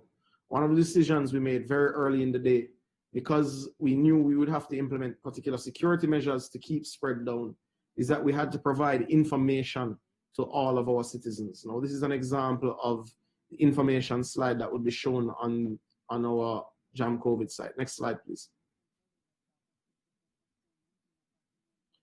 Now, this is important. This allowed the Ministry of Health and the Ministry of National Security to provide significant information. It allowed for persons who had symptoms to report them, but it also, and importantly, provided a 24-hour source to report breaches of quarantine and isolation orders. Now, for 6 months out of the pandemic being in Jamaica, we were able to significantly reduce spread, and it controlled the flow of returning citizens and visitors, even though there was significant impact to our economy, as we mentioned, the 18% decline last quarter. It was able to significantly protect the spread of a vulnerable population. It was also able to determine the threat and risk based on where persons were coming from. Next slide, please. In the early days, my colleague from Ecuador would have mentioned that they had to limit entry of its own citizens, and then it started back with humanitarian missions and general selected returning residents. We had to go through this process too. So as you see here, we have a significantly large population that would have normally been at work, especially on ships. This was a challenge for us, and we had to put persons initially into government quarantine as a science, and the ability to test was limited in Jamaica. So this slide simply shows what we'd have gone through to put in controlled re-entry. Next slide, please. Now, at the core of our efforts at the Ministry of National Security, it has been to use the Disaster Risk Management Act to ensure that we put in place prevention, containment, and treatment. And not least of that, we have had to do that in our correctional facilities. I know this would be the case right across the region. So some of the steps we took in this area was a temporary halt to all visitation. We acquired and distributed masks and sanitation products to all inmates and correctional officers. We've installed new sanitization posts and hand washing stations at entrances. Sensitization and education of all officers and inmates has taken place. And we've also restricted officers and inmates to designated blocks to limit spreads. Next slide, please. We've done all the things we could do. We've followed WHO guidelines and PAHO and CDC guidelines. I'll ask you to go to the next slide as well.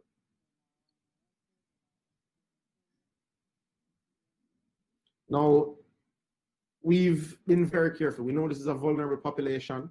We've made sure that we have all that is in place to limit spread and to look through the phases of how this disease could affect us. We've ensured we have adequate isolation facilities. We've ensured that all sick inmates were placed in specific beds and specific zones.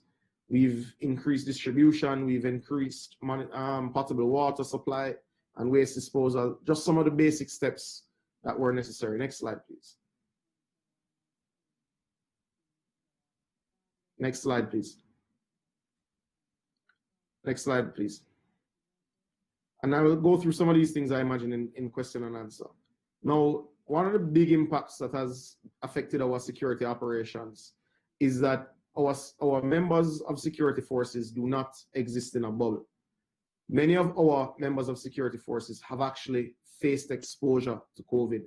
Some because of the work that they've been doing, some because of many other factors. The JCF, for instance, has been managing regular policing in tandem with COVID-19. Our security situation has not, suddenly vanished because of COVID. We've had to provide additional support to airport operations for foreigners and locals. We've had to provide support for quarantine facilities. Security operations in communities under quarantine have also been a challenge. Partnering with community groups to deliver care packages for the elderly who have been locked into their homes because of the mechanisms that we've put in place. We've also had to maintain closure of entertainment spaces, which is also a large and impactful part of our economy, especially as it relates to the level of employment that it provides. The next slide, please. Now, what this has created, and I would have heard my colleague from Ecuador mention, the increase, or rather the crime situation suddenly hasn't disappeared for us. And I will bring your attention to even statistics as it relates to our neighbors to the north. The crime situation and the murder situation in New York hasn't suddenly dissipated, despite the fact that they would have had significant impact from COVID. In fact, it has increased. Now, in our case, we've been able to secure a 2.7% decline in murders so far this year compared to the corresponding period last year. Now, this is significant for us, even though we've been grappling with a crime situation. This is reflective of what the numbers also would have been last year. But overall crimes have actually declined in Jamaica by just about 10% year to date. And this is not, we believe, because of COVID. What we've found is that the times crime have been committed have actually shifted in line with curfew hours. It's not that criminals have suddenly disappeared. I'm going to ask you to change slides as well. Now, in enforcing the Disaster Risk Management Act, we've had a number of things that our police officers have had to do.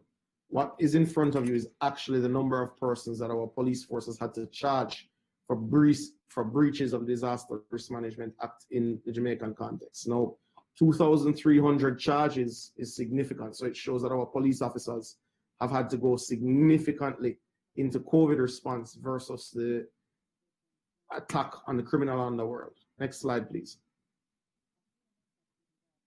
This is just a reflection of the numbers that we're dealing with, where we've managed our spread generally very, very well, but this is the most recent numbers that would have impacted Jamaicans. Next slide, please. We've not shied away in Jamaica from enforcing the Disaster Risk Management Act.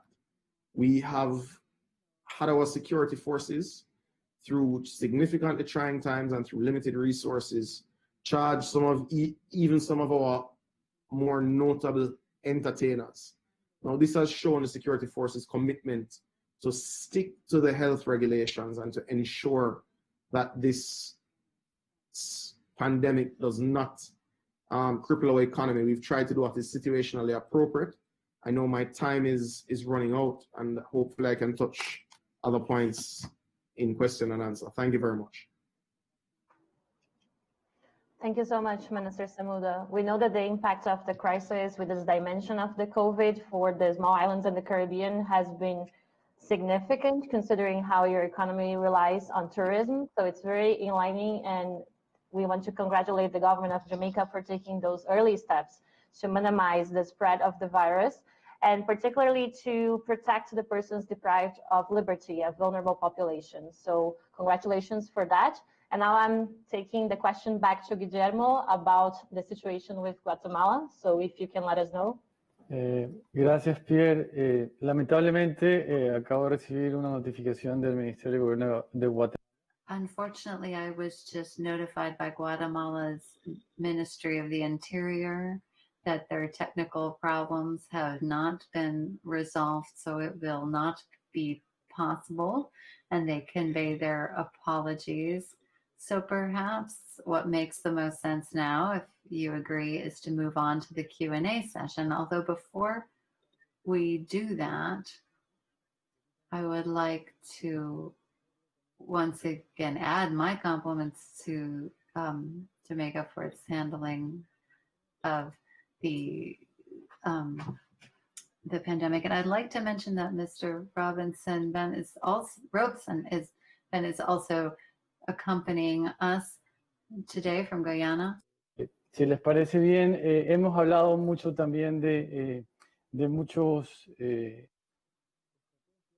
We have discussed a number of strategies and programs, and this is an open question. How are you evaluating or monitoring the effectiveness of the measures taken thus far? I don't know who would like to jump in and answer that question. Perhaps Vice Minister Fasmino or Minister Matthew Samuda, who would like to jump in.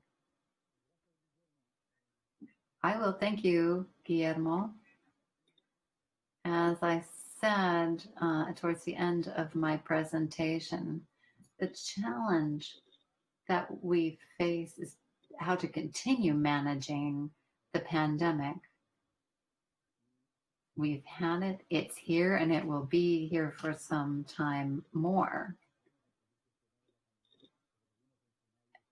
So we'll have to continue to manage it with shifting ground on certain scenarios. And so we have to be on our feet. And with the time that has passed so far, however, I would say that we have improved our capabilities. We have some experience. We've managed to organize our data collection systems in a number of ways, beginning with the fundamentals of health data.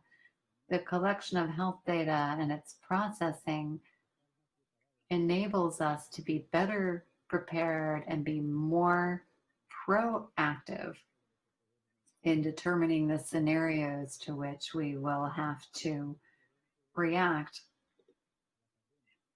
That is as far as the pandemic is concerned. But looking at public safety generally, we have to be active and proactive, looking at the scenarios we may have to tackle, the police and the organizations responsible for citizen safety and security will have to ensure that they are capable of tackling challenges as they arise, whether that's through data analysis,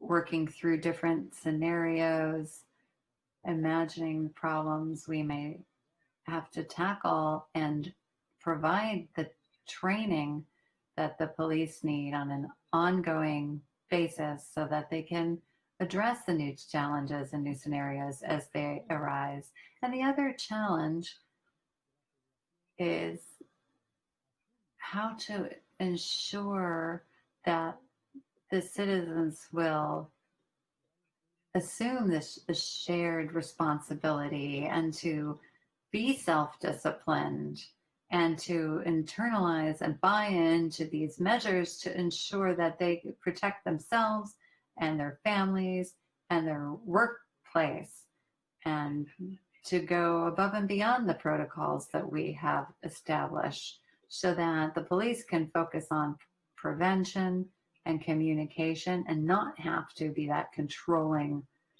force.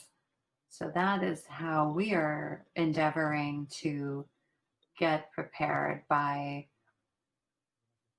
developing these scenarios and training and preparing for them. We are going to have to be very resilient all across society to be able to manage this. Add to that, in terms of your thoughts of how you're monitoring and evaluating the actions that you've taken to address the crisis? So the the situation has brought about unparalleled challenges. Not least of all is the economic impact even on our security forces.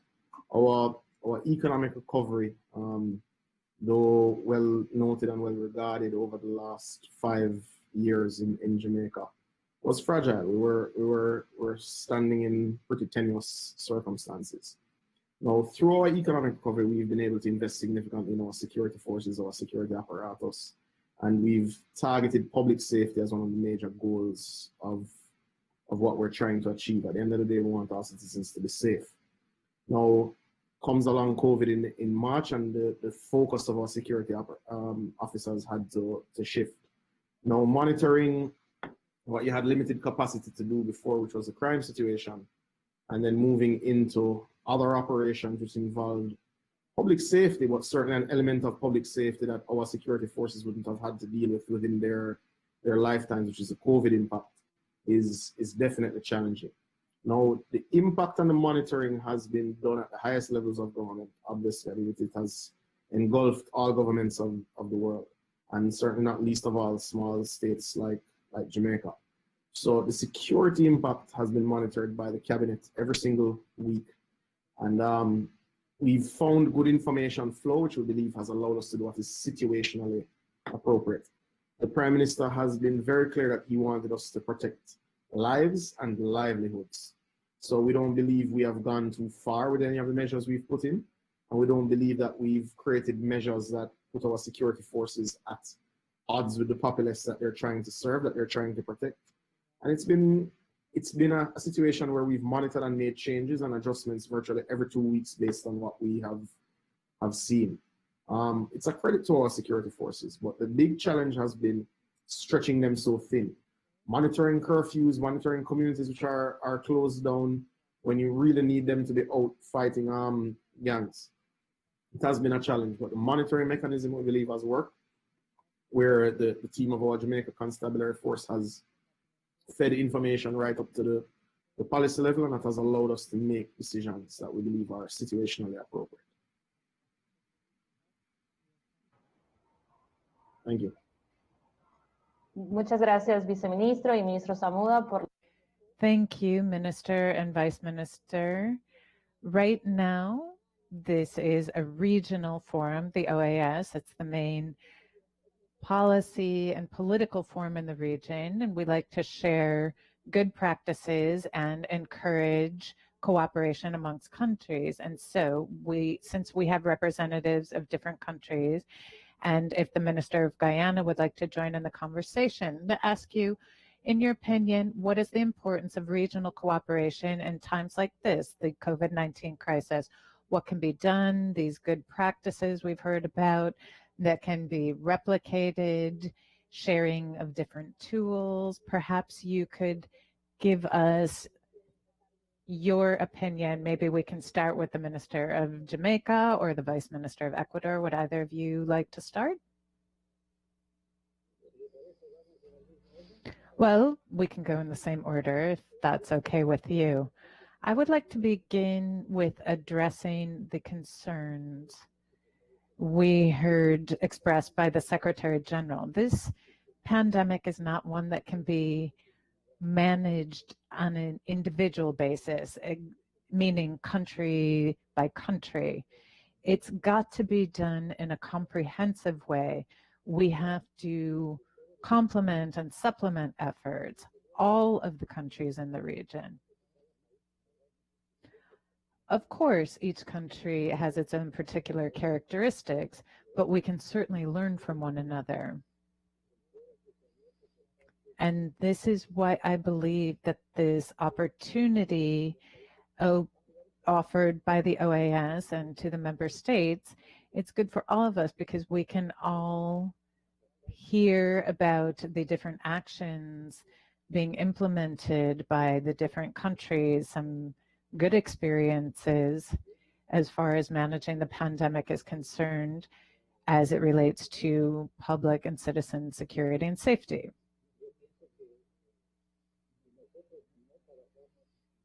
If we do not work together, we're never going to get out of this, at least from the standpoint of Ecuador. What we can do via multilateral organizations like the OAS and what we can do as countries are very important. First, this set of countries of the Americas, but also what we can do with our neighboring countries, those we share borders with. These types of relations will become increasingly important. Right now, just by matter of example, are in discussions with both Colombia and Peru about possibly opening up our borders. We couldn't do this unilaterally, any of the three countries. We're very clear that when it comes to opening up borders, the three countries have to work together. We have to come up with protocols and procedures and come up to important agreements as to how the opening of the borders will look.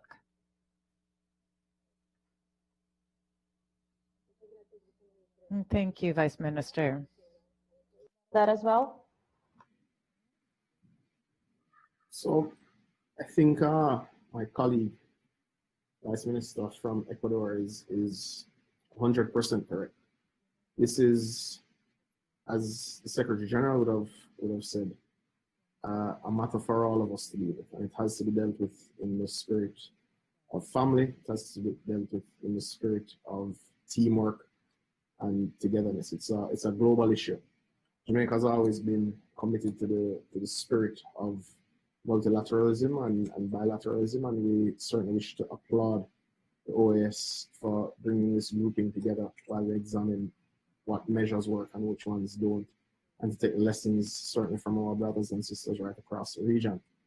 The pandemic has created some unique challenges, and I think there should be a global fear that as we all contract economically, that we don't retreat from the discussions and the forums such as the OAS, which deal with the problems, because we certainly all need to come to the table to share best practices and to work together. Now, travel is one such area that requires global participation, and mechanisms such as the OAS are a great step in this direction. The travel issues, though we don't have anyone on our borders because we're on an island, are not disconnected, because we still have to depend on airlift. So depending on where persons stop and sister and brother nations where they fly through, it still creates particular issues because we have to get other nations, other islands, other states to be in line with our protocols. Our protocols have been largely accepted by IATA, which has reduced the stress on the staff at airports, both locally and abroad, for persons who come here significantly. And we certainly thank them for their understanding of our new protocols, and we're quite happy that they've accepted our decisions. But the truth is, all of us have to come together as states and determine how we're going to modernize and regulate the travel industry, because our region depends so heavily on travel. We're going to need travel to come back to pre-COVID levels for our economic survivability. Now, that requires everyone coming onto the same page. If we're going to say, look, you can come to the region, you can come to any American state, but you need to do these things. So we're not saying don't come. We don't want to be closed border. We don't want closed borders either for political or economic purposes. But we need you to come having been tested.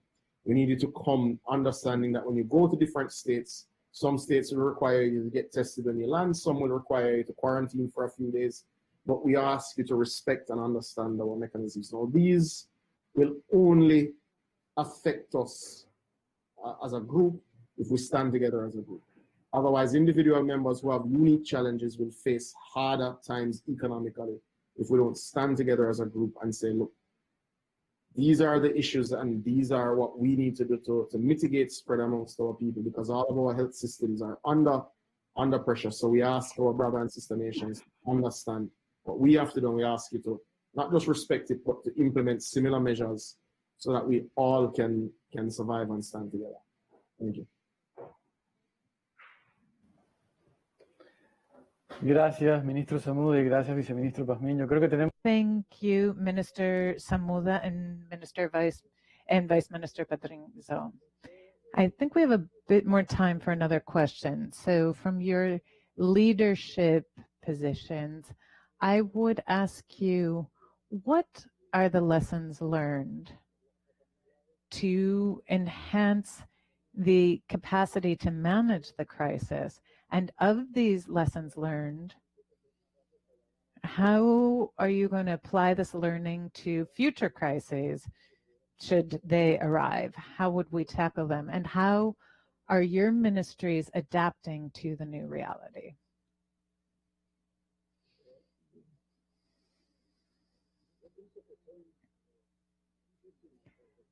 I think there are many lessons learned here.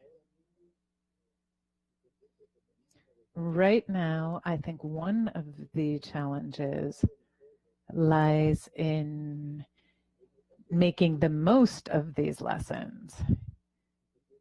In the case of Ecuador,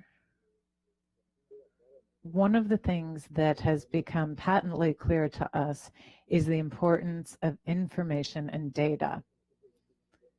One thing we realized is that all systems are working with different systems, and even our own health system had different information systems at play. So we had to comb through the data to find the information we needed. And this was difficult, but in the end, we were able to organize the data in such a way that they could serve for decision making. And I'd say another lesson learned is that our response systems, our crisis management systems, were almost always based on traditional threats and dangers. Nothing like this pandemic. So the other lesson learned is that anything that we can imagine as a crisis cannot be ignored. We have to look at our systems. We have to look at the scope of what we could call a potential crisis. I think this pandemic caught everyone by surprise, every single country in the world. So what we need to do is come up with every possible scenario, look at the risks, look at the threat. And I think all management, whether it's managing a risk, whether it's managing a crisis, we have to look at technology. Technology is an important component. We have an emergency system, ECU 911, which is well organized. It was very well conceived and has served as a benchmark for other places. The system needs more technological development. It's good, it's strong, but we need to place greater focus on technology in order to address the situation. One more thing. And I'm not sure if this is the proper term, but we talk about doctrine in many cases.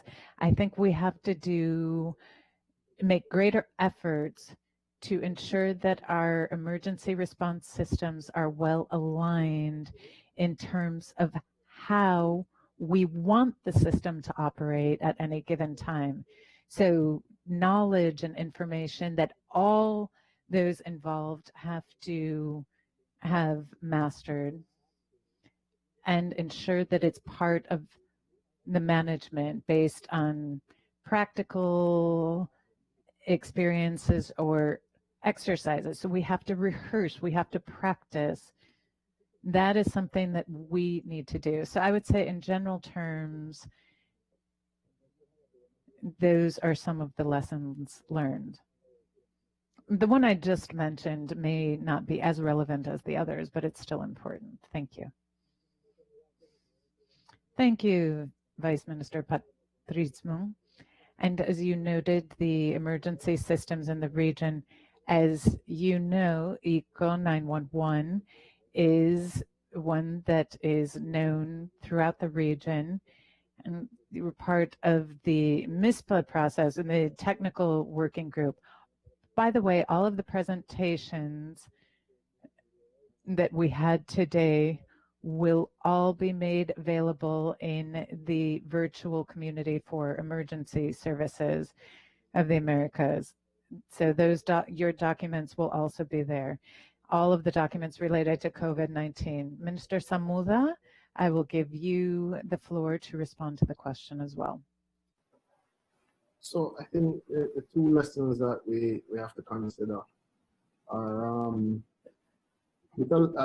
could be classified as lessons, could be classified as instructions based on the circumstance. We've gotten a lesson in the need for connectivity, and we've gotten a lesson in the need for financial capacity. You know, we've flirted with the terms in presentations, and I've heard it come up even at the OAS in other forums that I'm not a part of. The consideration for the fourth industrial revolution. The facts are Klaus Schwab, executive chairman of the World Economic Forum, said we stand on the brink of a technological revolution that will fundamentally alter the way we live, work, and relate to one another. He said this in 2016. The facts are COVID has pushed us and pushed our need to accept the fact that we're on the brink of a technological revolution, I think much further and much faster. The connectivity amongst our peoples, if we're to be competitive, is critical. The connectivity as it relates to us being able to respond to modern educational challenges, modern security challenges, modern financial challenges, and even now as we see modern health challenges is absolutely critical.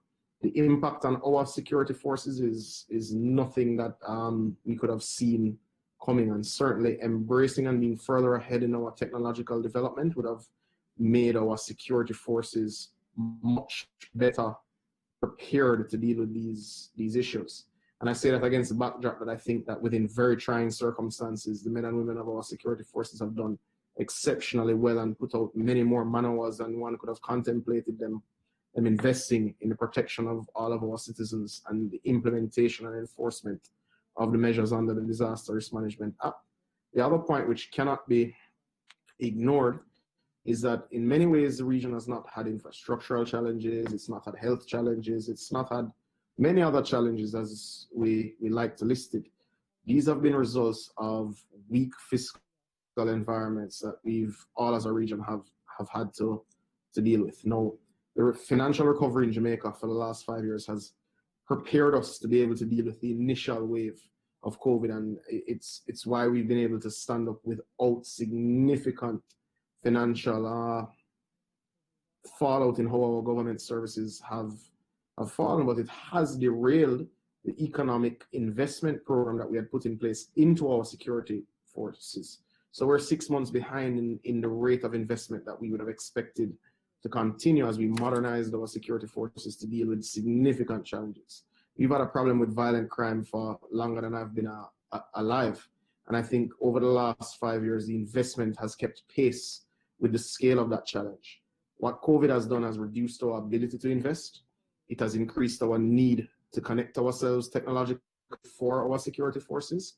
And it has laid bare all the structural weaknesses within our systems, not least of all security. And we're going to have to step up, and I think we have to build back in a sustainable way. And certainly within our security architecture, we're going to have to coordinate better within the region, because our challenges are not limited to townships, cities, or even within our national borders. We're going to have to save and prepare for when there's economic fallout for our security challenges, because they're significant. In fact, globally, they're ranked amongst the highest. We're going to have to literally do what's situationally appropriate and understand that security cannot be impacted by financial fallouts globally or health fallouts globally, and prepare for it. Thank you.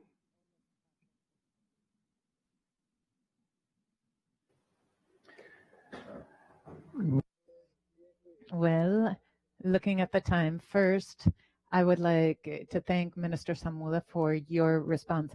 Unfortunately, our time is coming to a close. Before we conclude this very rich discussion we've had today, I wanted to reiterate my thanks for the presence of the ministers, Minister Samuda from Jamaica. Unfortunately, the minister from Guatemala wasn't able to join us because of connectivity issues, but Minister Romo, Vice Minister Pazmiño, we also have the minister from Guyana who is present. Thank you for sharing your knowledge, your experience with us. I wish you great success in your work looking forward. But before we conclude, I will offer the floor to the Secretary for Multidimensional Security. But prior to doing that, I would like to thank the entire team of the Department of Public Security for all of this work, and Pierre for all of your contact with the permanent missions, and thank the conferences department, the press department, and the entire team behind the screen who made this possible. My colleague Ana Paula, and to our intern, Jessica Pangune, who did excellent work. So without further ado, thank you very much to all of you for all of your support, for supporting the initiatives of the DPS. And now I will give the floor to the Secretary for Multidimensional Security, who will speak to us to close out the event. Thank you. Secretary, you have the floor.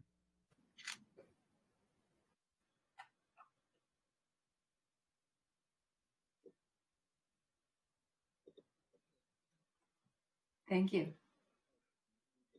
First of all, a very good afternoon to everyone. I'd like to extend special greetings to the ministers who joined us, who gave us their time and made the event possible. To the Minister of the Interior of the Republic of Ecuador, Maria Paula Romo, the Minister of the Interior of Guatemala, Oliverio Garcia Rodas, and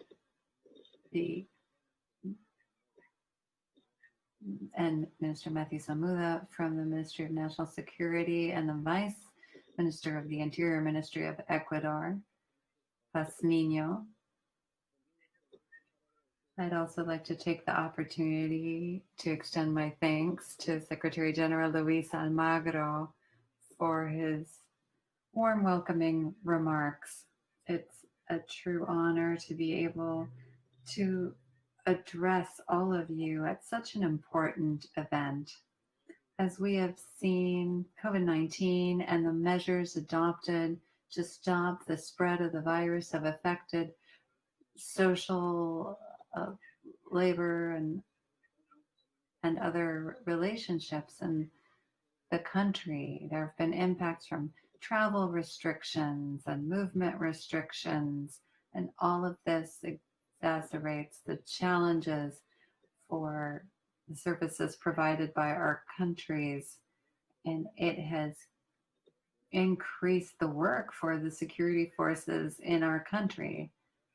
This discussion, thanks to the availability of the ministers who joined us today, are helping us better understand the demands and challenges entailed in managing this pandemic, which has made it necessary to take measures to ensure that safety protocols are followed. It requires specialized knowledge amongst law enforcement and major deployment of forces, and all of this and these greater responsibilities are causing overload and stress. It's vital to ensure the health and welfare of our law enforcement officers who are on the front lines in combating this pandemic.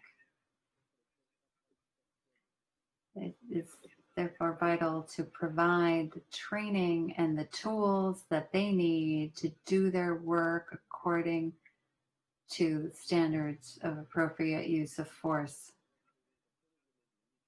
In the minister's presentations, we have seen that part of the challenges states must face is how to slow the spread of the virus in prisons and ensure the welfare of inmates and staff. We have to double our efforts in the area of improving prison management.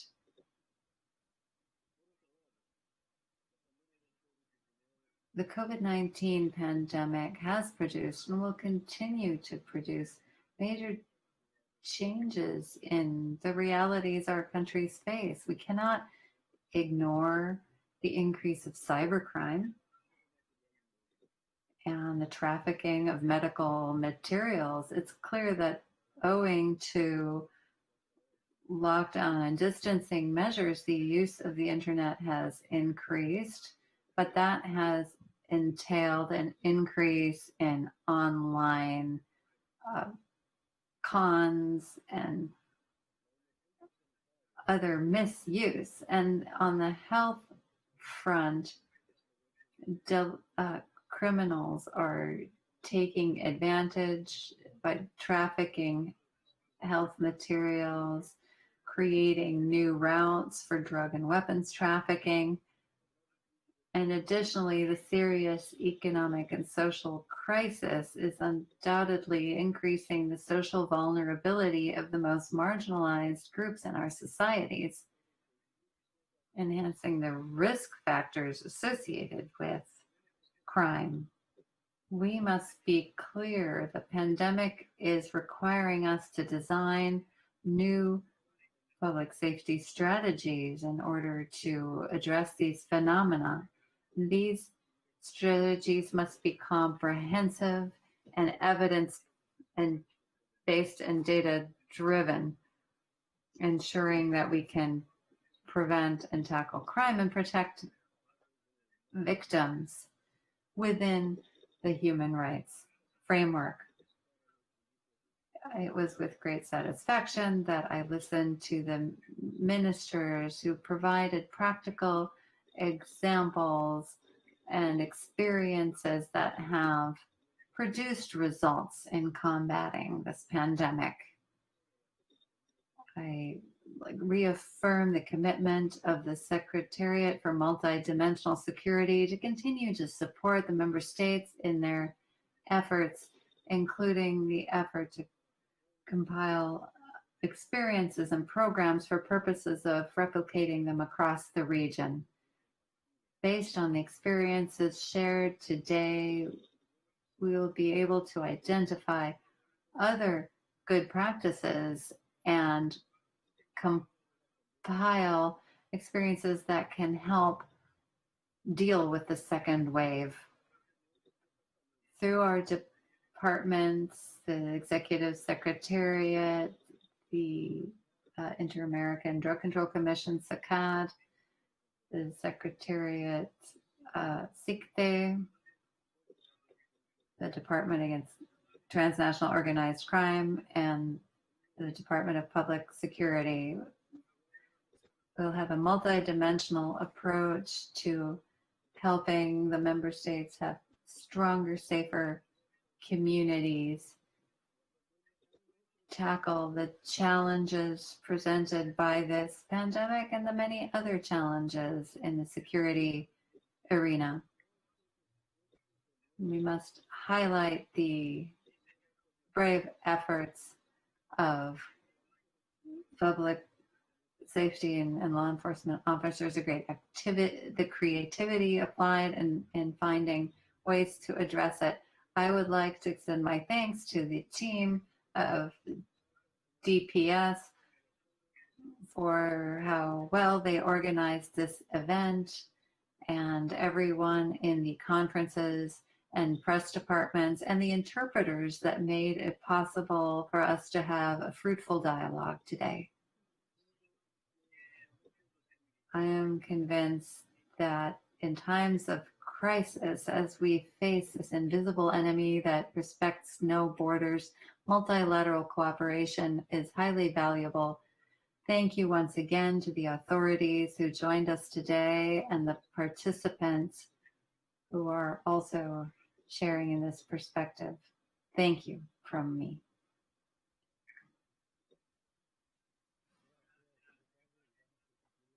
Thank you, Mr. Secretary. That wraps up our discussion for today. Thank you again to the ministers and Vice Minister Pasmino who joined us today. Thank you for the invitation. It has been an honor to be able to share with you as part of this discussion. And we'd like to commend the OAS on a job well done, particularly DPS and Secretary of Multidimensional Security and everyone involved in organizing this event. We express our thanks, and we too commit to being part of this initiative and any other initiative aimed at seeking the best possible solutions for public safety and the common good, because it's ultimately people, human beings, that must be at the center of everything we do. Thank you.